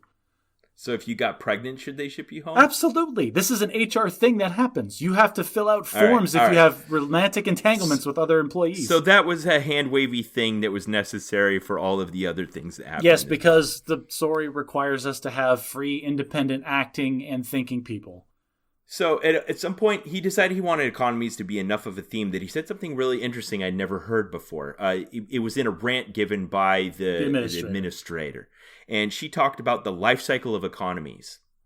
Do you remember this rant? I do remember the rant. And the middle stage is where they're capitalists and everybody's booming and there's this growth. And then they just die and collapse and spin off separate economies. Separate economies that then grow and form their own, and it's the circle of life for economies. That was an interesting idea. I'd never heard of it expressed like that. I've expressed that idea to you constantly. Like, our economy would end in 3 companies owning everything in our existence, but the government has to make stops to prevent the economy from aging to that point. She said that, and then she said, and then it devolves into chaos and it breaks apart, and then those form new economies and it starts over. That's the part you didn't say. Well, that's because I don't want to acknowledge the fact that we're on the downhill slope of America. And maybe that's why you didn't say that. At the end, there's this genie out of the machine kind of thing where they realize that there's something they can do on the moon that they couldn't do on Earth. And I loved it. I loved this thing, Josh. Theoretically, all right, so the idea, I'll give them this. Like, this is kind of hand-wavy, and I don't know if like any of the material science makes any sense. But the concept is that they could create a fiber optic cable with a very specific process with very specific ingredients in low gravity. That was the key ingredient, is This process will only work in sub-Earth gravity, which then makes the moon the only place that you could viably manufacture this miracle IT technology. And that has zero attenuation, which, if you don't understand, it's the holy grail of communications. That you could have a cable that you could put from one point on Earth to any other point on Earth and not lose any signal over the length of the cable. And listeners, if you don't think that's a big deal, try to buy a 10-foot DisplayPort cable and see how many you go through before you find one that works. Yeah. So we can't even get 10 foot with no attenuation. This is supposed to be unlimited. Yeah, miles distance. and miles. Yeah, we have to have repeaters on the floor of the ocean because fiber optics aren't sufficiently advanced to be able to transverse that level of distance without repeaters. Okay, so yeah, they called it Zaffo. That was the magic thing. That's all I had to say about economy. There was also a theme of multiculturalism, which I thought was kind of interesting. You know, we had the Canadians and the moon culture and the Saudis and all their there was some Russians and the Brazilians but the moon became this melting pot of sorts. Why wouldn't it be? Well, and it was interesting. I loved that the space agency that kind of ran the show here was based in Kenya, because it was just a country that realized one of the most valuable resources they had for the planet is there land that's on the equator. They're on the equator, which makes it much easier to get stuff into orbit. Which, listeners, if you weren't aware, this is why we launch things out from Florida. We're trying to get as south as possible. You need orbital mechanics. Go play Kerbal Space Program. It's easier if you're launching from the equator. Yeah, I like that. Yeah, so you had the Kenyans had established themselves. It was almost like Wakanda in this book, that they had something that no one else had. They became this high-tech spaceport, and her contact on Earth that helped smuggle her all her stuff was Kenyan. All right, so this was an interesting detail. Another point that I liked about this book is that at the beginning of each chapter, we got this little snippet of email. It was basically Jazz, as a little kid in school, was assigned a pen pal on Earth, and so then they were just pen pals, like you do when you're a kid, right? But then she just kept actually talking and writing letters to this person. Some boy in Kenya. Some boy in Kenya. And as they both grew up, she is now working on the moon trying to make a living, and he has a job as a loadmaster for like the cargo that goes to the moon. And it's just great how you eventually realize that, oh, this is how her whole smuggling thing like happened, because this guy's constantly writing about his family struggles and how they're pushing to try to get money to make their situation better. I like that too. I think his name was Kelvin. It was really well done, because it was just such a natural evolution of that makes perfect sense of how the smuggling operation started. Yep, I liked it too. Okay, so yeah, then there was the smuggling, where there was a conflict. Like her father was like, I thought I raised you better than that, but it also is what gave her a lot of her abilities that made her, she was resourceful, she knew lots of people, she could get you things. Yeah, it was what placed her in the center of the conflict. No, that was happenstance. She met the guy that she needed to meet because she was a smuggler.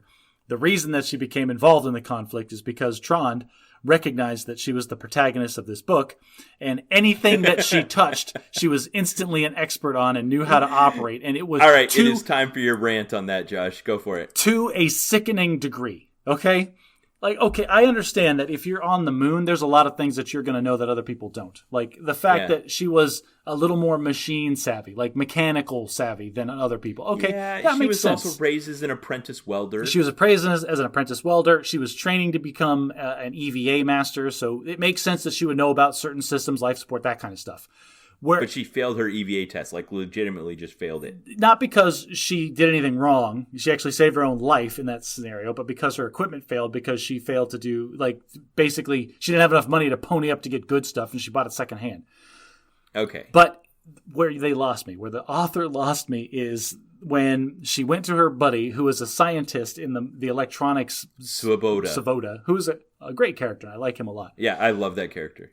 And she handed him hey, can you make this for me? I need this thing. And he looked at it and he goes, did you make this? Yeah, I didn't have he's like, it's really sloppy. And she goes, well, I just did it last night. And he goes, you did this in a night? Where did you learn this? She goes, oh, I read a couple of articles and watched a YouTube video. And the thing that she was designing, Ben, go with me. If it was like a timer, if it was going to be like a clock timer or a kitchen timer or something, that's what I was expecting. And I was like, okay, fine. You could probably figure out. I went to 2 semesters of electrical engineering at the academy to figure out how to make a clock ring. And it took that long to figure it out. Yeah, this is like when I read the... She designed a little robot that would attach to her phone and actually swipe the page and send emails and actually do stuff on the phone. Yeah, so that they would think... So she'd have an alibi that she was in her room. That is genius level electrical engineering, and you can't. That was where you got off. That's where you lost. That is now. This person has ascended to magic. There is no There's no way in reality that anyone would be able to do that That was the magic system of this book, soft magic F-. Unless this person is Tony Stark, this makes no sense. Okay. Well, we do get a lot of that hand-wavy technology stuff from Tony Stark. When did you do this? Last night. I made 4 new suits. They all do different things. Oh, I thought of a concept. I had my fabricator just do it. Oh, I made a new element in my house over the weekend. One thing I like about this author, Andy Weir, that was true in The Martian is also true in this book, is occasionally he'll take time to just, let me teach you some stuff about science. And you know he's not just making up, like he went and did some research about like the angle of incidence if you were on the moon, where the Earth would appear in the sky kind of thing. Like you can tell he actually bothered to just look it up and figure it out, even though we don't currently have a colony. And one of the things he did that on was a bit of history. So he talked about the history of the Apollo program and the moon landings and filled in a few blanks I'd always had. For instance, where did we put the flags on the moon and what do they look like now? I love that he just took some time to explain this. I actually knew that already. The fact that because we just took up normal flags the first couple of times. And the first one we knocked over on the way out. Because we put it way too close to the jettisoning or the lunar module that when it went back into lunar orbit to get captured and go back to Earth. And then, we have like 9 flags on the moon, and the rest of them, any that were exposed to the sun would be bleached within a week or 2. Completely white because there's no protection from solar radiation. So yeah, we've got 10 flags on the moon. One of them's buried in the dust, and the other 9 are bleached white. Yep. That was awesome. There was a theme of privacy that kind of occurred throughout the book. So every character had what was called a gizmo, which is roughly equivalent to a smartphone. A smartphone with a couple extra bells and whistles on it. Yeah. It could track your position. It gave you access to areas, controlled areas. You used it for currency transactions. Anything I'm missing? It had like some kind of RFID or identifying feature. Like it was assigned to you as a person, and then you would use it to unlock doors and things. Like the computer would register, oh, this gizmo belongs to this person. This person has this level of access to these areas. So then there was this expectation of privacy by people. Like, yeah, I'm using it for all those things, but the rest of the time you shouldn't be able to use it to track what I'm surfing on the internet, what I'm doing with my money, where I'm currently located, all those kinds of things. And of course, hijinks ensue. Well, because this is it should have been a privately owned city, and like all of the technology that they're using is owned by the company that runs it. The currency that they're using is owned by the company that runs it. So of course they're tracking all of everything all the time, because why wouldn't you? You have an interest to make sure this crap doesn't take place on your moon colony that you paid a lot of money for. Yeah, so this is typical. I would call it a trope in ones like this, where there's some point where our protagonist, who's kind of low on the totem pole, and there's these mysterious high-powered forces, and they realize they're being tracked. Well, yeah, and it's just she immediately rips the battery out of her phone. That's what you do. Right. That's just known information, Ben. Do you not take the battery out of your phone when you go to sleep at night? So there's also surveillance cameras, activity logging, all these kinds of things. So there was themes throughout of privacy, and I enjoy examining ideas about problems we're struggling with now in some separated futuristic scenario. Like, yeah, I can relate to not wanting to have my movements tracked, and even though I'm not going to sabotage aluminum mining rigs on the moon, I could see how that might apply to me as a law-abiding citizen. Yeah, there's so many lines that you can draw, because for every scenario that you come up with where it's completely inappropriate for the government to track your location, there's also a scenario on the other end of the spectrum where it makes perfect sense that the government should have this capacity as long as they pinky promise to only ever use it for good. The fact of the matter is, either you... What's really keeping them honest? There is a sliding scale, or people want to think that there is a sliding scale, but the reality is, it doesn't. If you're not right in the middle, then you're going to be sliding one way or the other. And like our desire is right. It's easy to come up with scenarios like, if you were valuing privacy above everything, what about this scenario? What if someone's dying and we can't find them? Shouldn't we be able to look up their code and go find their location? What if the terrorist has set up a nuclear bomb in some city and he's dead and the disarming code is on his phone, but his phone is encrypted? Right. Yeah, great. Good examples at the really far end of the spectrum. So, does privacy reign supreme? Does the public good reign supreme? Who gets to make the call? These are tough issues. I enjoy examining them in the fishbowl of a fictional story. In the abstract.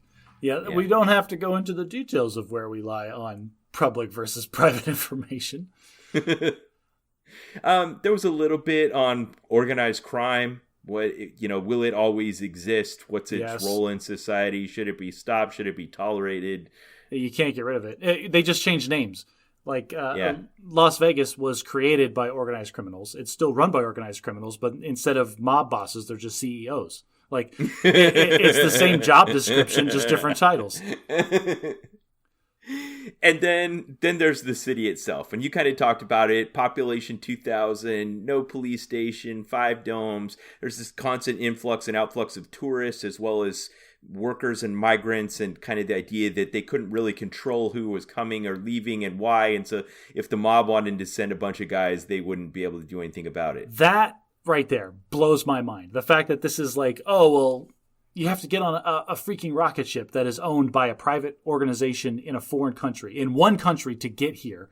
How is it possible that you can't control who actually gets up here?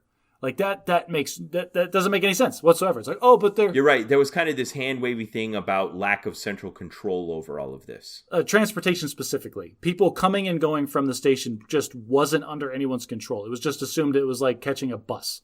And that's completely not true in this scenario, but it had to be in order for the plot to take place. So I guess, like, at the first whiff of this organized crime syndicate sending assassins to the station, the administrator would have made one phone call and just kicked everybody off of the next ship up there until we sort out who's actually who.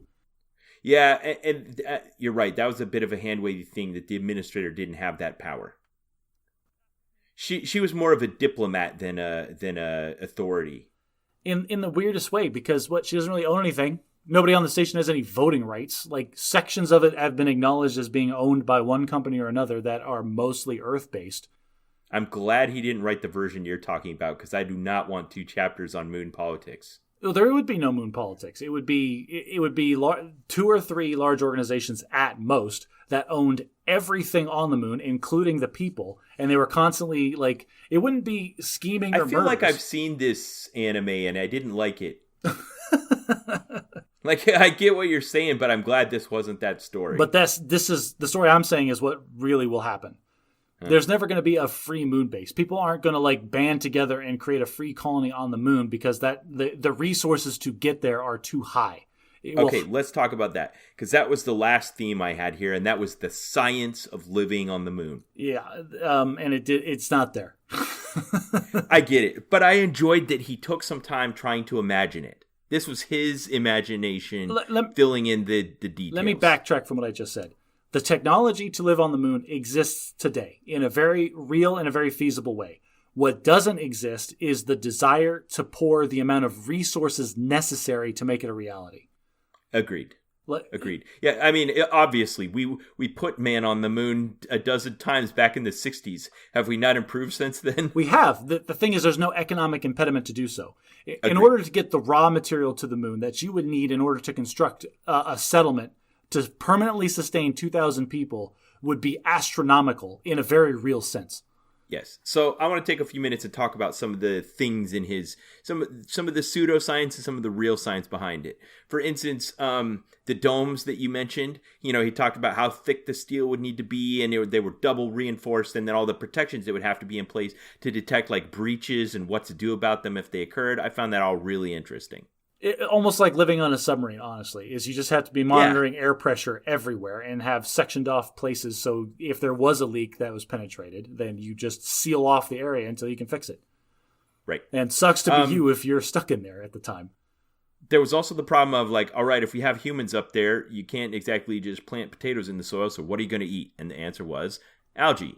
Which, of course, that's the answer. Like, you have some kind of single-celled organism that reproduces in a ridiculously quick rate. And then if you have just a little bit more genetic engineering knowledge than we have right now, you can make it different or nutritional or flavorful. All kinds of possibilities. Yeah. So I like this, that they had it, and they would form algae and dry it or create it in paste or add flavorings or colorings, and they called it gunk.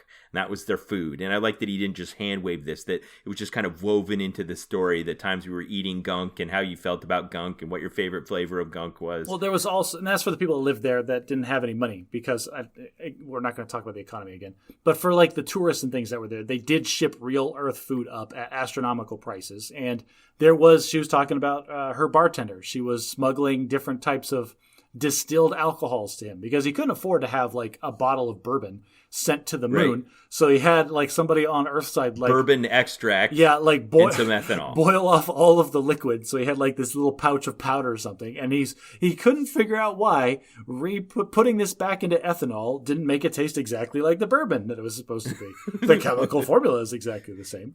Yeah, that was good. And those, I think, are why I enjoy Andy Weir's writings, is he just takes time to just, like, you had that bartender. There's really no need for that bartender to constantly, hey, try this one. But it was kind of funny and interesting and fleshed out the story a bit. It was. But now, hang on. For every time that he talked about the technology being a certain way and, like, it is important for it to be on the moon, there was a couple times where, like, what he said and then what happened didn't line up. For example, they mentioned that, we keep things at like a slightly lower air pressure, and we can't pump nitrogen into this place. So it's the atmosphere is almost 100% oxygen. And now I'm not a chemist. I'm really not. Me either. But this immediately set off my red flags. Yeah. I know what happened in the Mercury space probe when they put 100% oxygen inside. Bad things. Any spark, I feel like, would destroy everything everywhere instantly. Yeah. It's really bad. You can't do that. You can't just have 100% oxygen. Yeah, and Trond in the chapter 2 was smoking an open flame cigar, like in a room. This was like oxygen. One of the first lessons learned with manned spaceflight was, well, nitrogen is heavy and chemically worthless to human beings, so why would we invest time and energy into bringing nitrogen with us into space? Because 100% Because if you don't, you will burn to death fast. Yes, so I just want to get that off my chest. The other thing was huge, ridiculous safety measures around the airlocks if you were trying to get out from inside the station out. But if you're getting from the outside of the station in, not only was it just a simple mechanical lock, so anybody could open it, which makes sense if you're outside. You don't want to be messing with the lock to try to get back inside if you're dying. But what doesn't make sense to me is there's no monitoring. Really? There's nobody in this whole station that's aware. There's not a light that comes on a console somewhere like, hey, this is a trope. This door opened. You just have the controls where you need them or don't need them to be to make the plot go. All right, sorry. I interrupted you. Go ahead. One interesting science of living on the moon was how much effort he put into describing the firefighting process. And that was necessary for the story, and it's kind of what made the caper go, is the details surrounding what you would do if there were a fire in a work area or something like that. All right, realistically, well, I know what you're going to talk about, like a very intricate, like, we've got to save lives, and this is the process that you would follow to do that. Right, so we got these little tubes over here, and you run everybody in the tube, you seal it off, then the room evacuates all the air, and then the rescue team comes and gets you out of the tube. In real life, what would happen is they would seal that area off, dump all of the atmosphere into space, let everything cool down, and anybody that happened to be in there sucks to be you. Okay, well, you just asked a really interesting question. It's the same question we're asking right now in the hypothetical situation surrounding self-driving cars. It is, are we willing to tolerate a technology where we're entertaining options where we're just accepting loss of human life? Or do we have to engineer it in such a way that no loss of human life is accepted? And I think he's probably right. We don't just engineer a system where, like, the only approved scenario is what lives are lost. I agree with you, but I think his solution wasn't realistic. I think it would be a middle ground where there would be like an air shelter, like you're talking about, some kind of bug out room that you could get into and seal it off. But there wouldn't be anybody to come rescue you. It would wait until everything was well and truly like ice cold, and then they would just let you out. Yes. This is the plot. This is necessary for the plot because it was the functions of all the system that made the caper go the way that it did. You had to introduce Chekhov's gun, so we understood what it was when they pulled it off the wall for Act 3. Right. Okay, so there was also all the details surrounding mining, which were interesting, water recirculation. I have to ask you about one, though, Josh. explain to me the problems with physics and heat dissipation. I wasn't tracking the problems with the mining vehicles and stuff. Like, what's the problem with heat dissipation on the moon? I thought it was cold. Yes, it is cold. It is very cold on the moon in the shade. In the light, it's very hot because the sun is beating down on you with no atmosphere to interfere. The problem is not, the problem is it's getting rid of heat because there's no medium for it to dissipate. Heat has to have something to propagate through. So if I have a vehicle or a battery or something that's generating heat, it just gets really hot really fast and then doesn't cool down. Well, because what we think of as radiating heat, that is heat, like the oxygen, the air, the atmosphere around the hot object is absorbing it through entropy. Everything's trying to go back to the same state of energy level. So it's the air that's getting hot, and as the air gets hot, it's pulling the heat out of the thing. If there's no air, if there's no medium for this heat to radiate or propagate to, then the heat doesn't go anywhere. So this was part of the magic system of the book, or the technology of it, that, all right, these vehicles that are generating heat while they're mining ore have these big tanks full of solid wax that slowly turns into liquid wax, and that absorbs the heat that this machine is generating. There's a very specific name for that. It's like state change, energy absorption or something. But the idea is that in the process of turning wax from a solid to a liquid absorbs heat. Like the wax is heating up, and that's where the heat's going. The heat's going into the wax instead of into your expensive electronics equipment. And then as the mining equipment or the machines would come back to base, they would circulate artificially chilled water or whatever through the wax to re-solidify it. But basically, the same thing that a radiator in a car does is it takes the cold coolant, pumps it through the hot thing, and then the coolant comes out hot, and the thing that was hot is now cooler. Yeah, but it's weird that you need to have almost like a heat battery, because you can't do it in real time, so you have to store it up so that later you can discharge it. But it's like the reverse of a battery. And those are the kinds of things that like NASA engineers have to figure out before to make these things possible. I love it. That's part of the reason I enjoy these kinds of books. One other thing, and then I'm done with the science of living on the moon, and that's gravity. That was ever present. The idea, it was in the combat, it was in the travel, it was in the systems. The only real problem I had with this is that he kind of wanted us to believe that humans that lived on the moon would look the same as humans that live on the Earth. Oh, they would be entirely different. Rudy was muscly, and I don't think so at all. I think they would completely atrophy down. She mentioned that he had to have worked out with like machines or cables in order to maintain that kind of muscle mass. But at the same time, Jazz, our protagonist, would have been 7 feet tall and like bird thin, and about the same bone density too.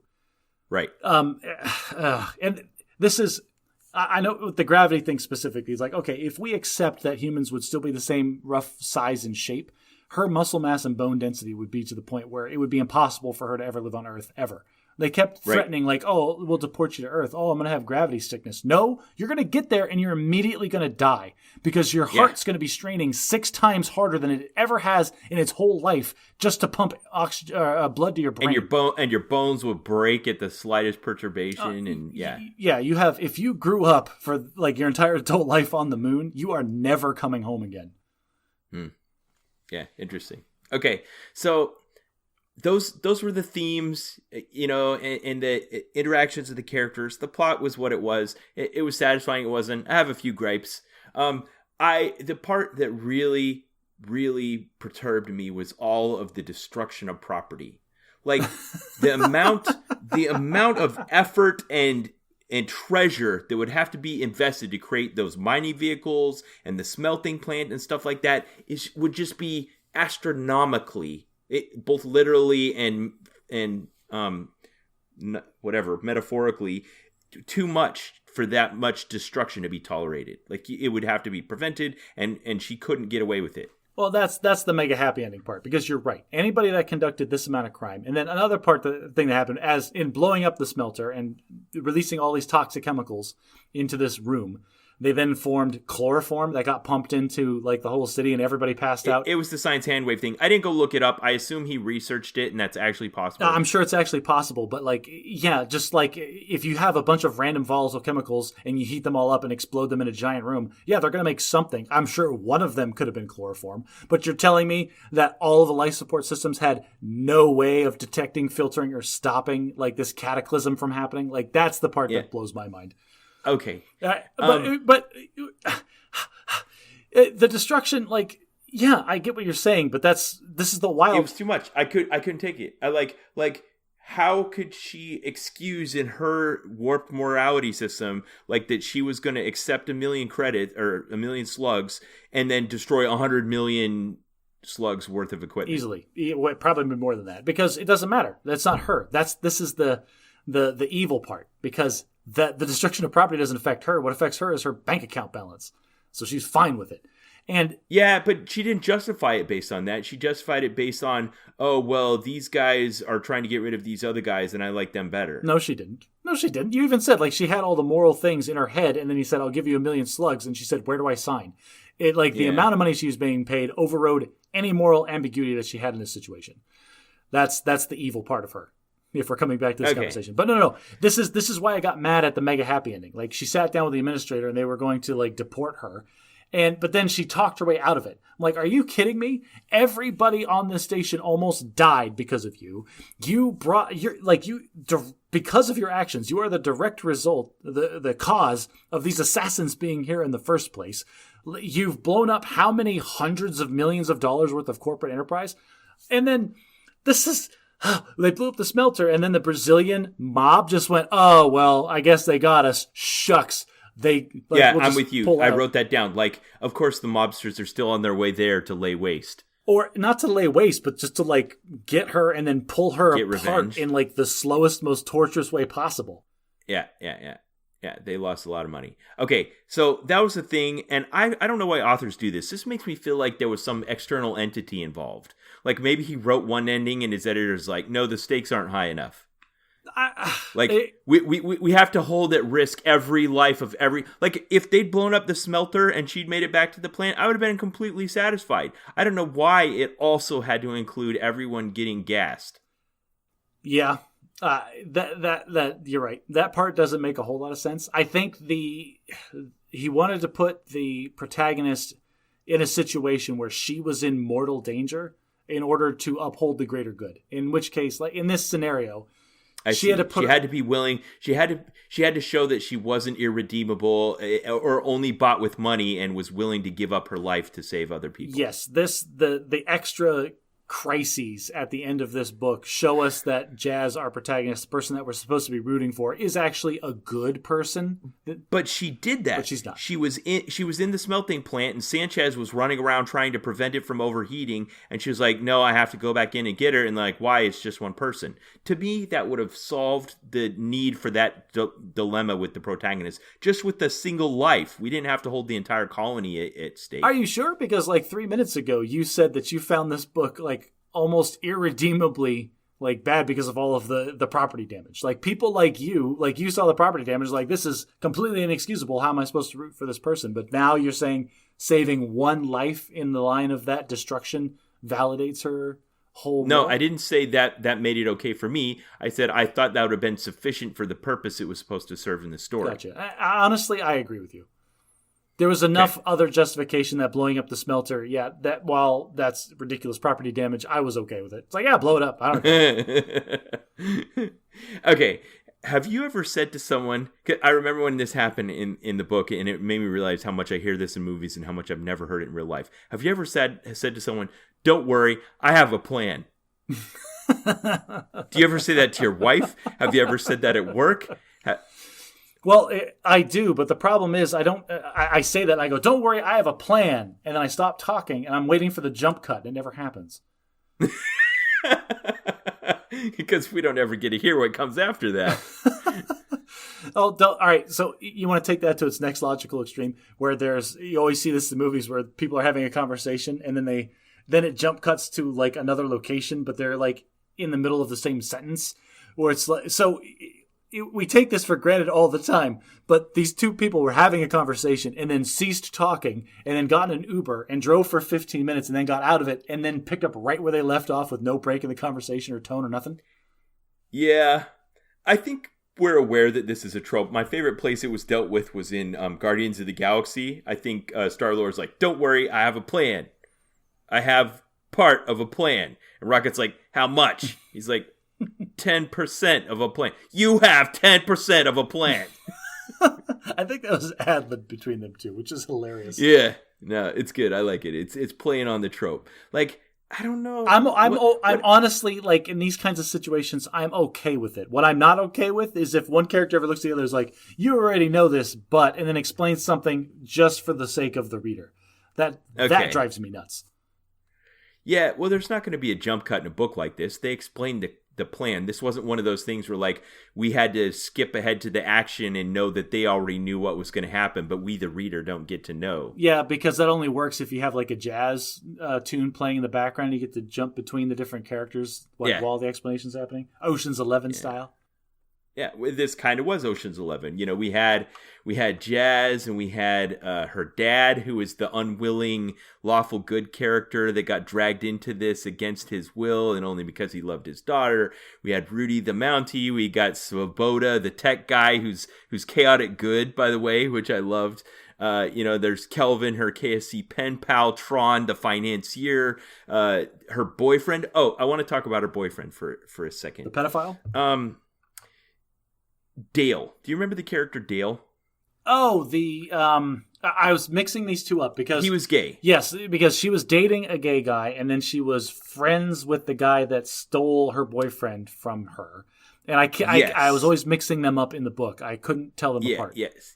Yeah. So at the beginning, when we're first introduced to the character Dale, she's on her way to conduct a porter operation, and she bumps into him, and they end up in the elevator together, and immediately begins this really snippy dialogue, like right out of Seinfeld when Jerry's talking to Newman. Hello, Newman. Yeah, like, it was clear that she absolutely loathed this person. Yes, and I ate it up. Like, I love having a character where there are two people that are in close proximity, but they loathe each other. But she loathed him.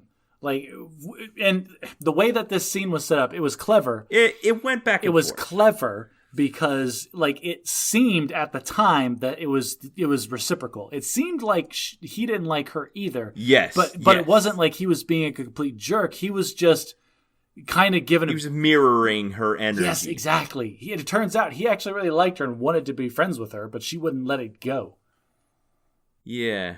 So I dug it. I dug this character, and he played on it later when they actually had to form an alliance, and she was very reluctant about it, but ultimately they became friends again, and I found that a very fulfilling part of the character-driven part of the story. I agree. That was good character development for our protagonist to let it go. Like, it happened, but you're an adult. You need to get over it. You can't just hate people's guts because someone else made a decision that you disagreed with.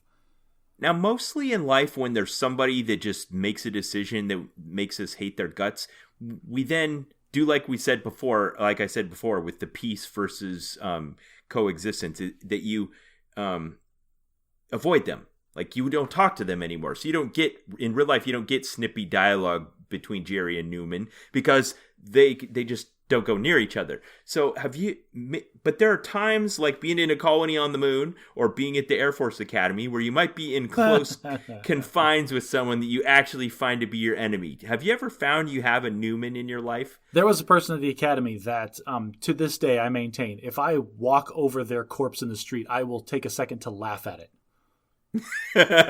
Okay, so did you guys have dialogue like this, where you were just utterly unmasked contempt to the point of hilarity? No, because we avoided each other. Even though it was a super tiny, like, enclosed space, but we were still able to not bump into each other. Okay, so what I'm saying is I love this trope of two people that are enemies, but not to the point of violence, that will just throw unmasked barbs at each other, but it seems to only happen in fiction and not in real life. It was good because... like I said, the first interaction you feel like, and you thought it was reciprocal, but with the lens of hindsight after you find the whole situation and the history of it, it feels very genuine. Yeah. I had one other thing I want to say is kind of neither here nor there, but the version I listened to was narrated by Rosario Dawson, who is the actress who plays Ahsoka Tano in the new Mandalorian series. Is that who that is? Yeah. I think that's the one I listened to too. And I will say that I'm skeptical of normal actors doing voice acting because it's a very different thing, but she did a good job. I think so too. I like hearing her voice. There was a few times where her character voices were inconsistent, but I think maybe they were just in a hurry to get her checked out, and they didn't do another take when they should have on some of these times. But it's pretty good. If you want to listen to it, I'll give the book a recommendation. Can I do one rant? There's one thing that I've got to get off my chest. Let's hear your rant. At the end of this book, they were driving around. Like, one of the technologies that made it possible is they had a rover that they borrowed from the EVA master, who privately owned a moon rover. How? Why? And it was tricked out. It was with all the bells and whistles. It had a scissor lift built into it and its own airlock and like auto driving features. Like, why? How is it possible that you can privately own what would be like military grade equipment on the moon? Who authorized this? I know the answer. Who signed off on this? How did he get this thing? How much did he pay for it? Where does he keep it? Is there a garage? Who's in control of the garage? This opens so many questions. That was a great rant. I know the answer, Josh. It's Sanderson's zeroth law of magic. Do you remember the zeroth law? That's the rule of cool. If it's awesome, do it anyway. Yep, that's it. The rover drove me nuts. It's like, why is this a thing that exists? Okay, I just had to get that off my chest. Okay, let's tie a bow on it. Okay, so there's no real magic system in this. Are we going to talk about the magic system of? We kind of have throughout. There's been a few times where like, yeah, that was a bit hand wavy, or I think it's pseudoscience is the magic system. Like you said, it was a Western. It was set in this kind of bubble where it was isolated from other things, and then we used that to look at humanity, economy, multiculturalism, interpersonal relationships, privacy, all these kinds of things. All right, so no discredit to Andy Weir. Andy, if you're listening, like this is not a personal knock against you. I personally feel like this was a very good idea and a very interesting concept for a story that was executed by like a B or C list author. Does that make sense? Like, I feel like this concept in the hands of a more skilled storyteller could have been better, but it wasn't bad. So we're back where we started, and that is this was the sophomore outing of someone who had a really good debut.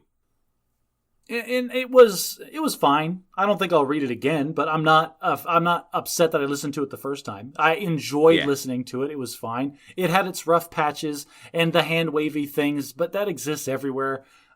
In general, I'll give it a B-. Yeah, I like the genre, and I like the conventions of this author of teaching us about science, exploring ideas about philosophy and society, and throwing in little geek debates and all of that stuff. I'm not really interested in a story with this particular protagonist. I just didn't enjoy having this chaotic, neutral-ish protagonist. Lawful, evil protagonist. At the center of our story. I cannot handle a protagonist that does not uphold the law, that isn't a good guy. I can't handle it. I don't think that's necessarily true, but I can't think of a counterexample right now, so I'm going to let you have that one. Okay.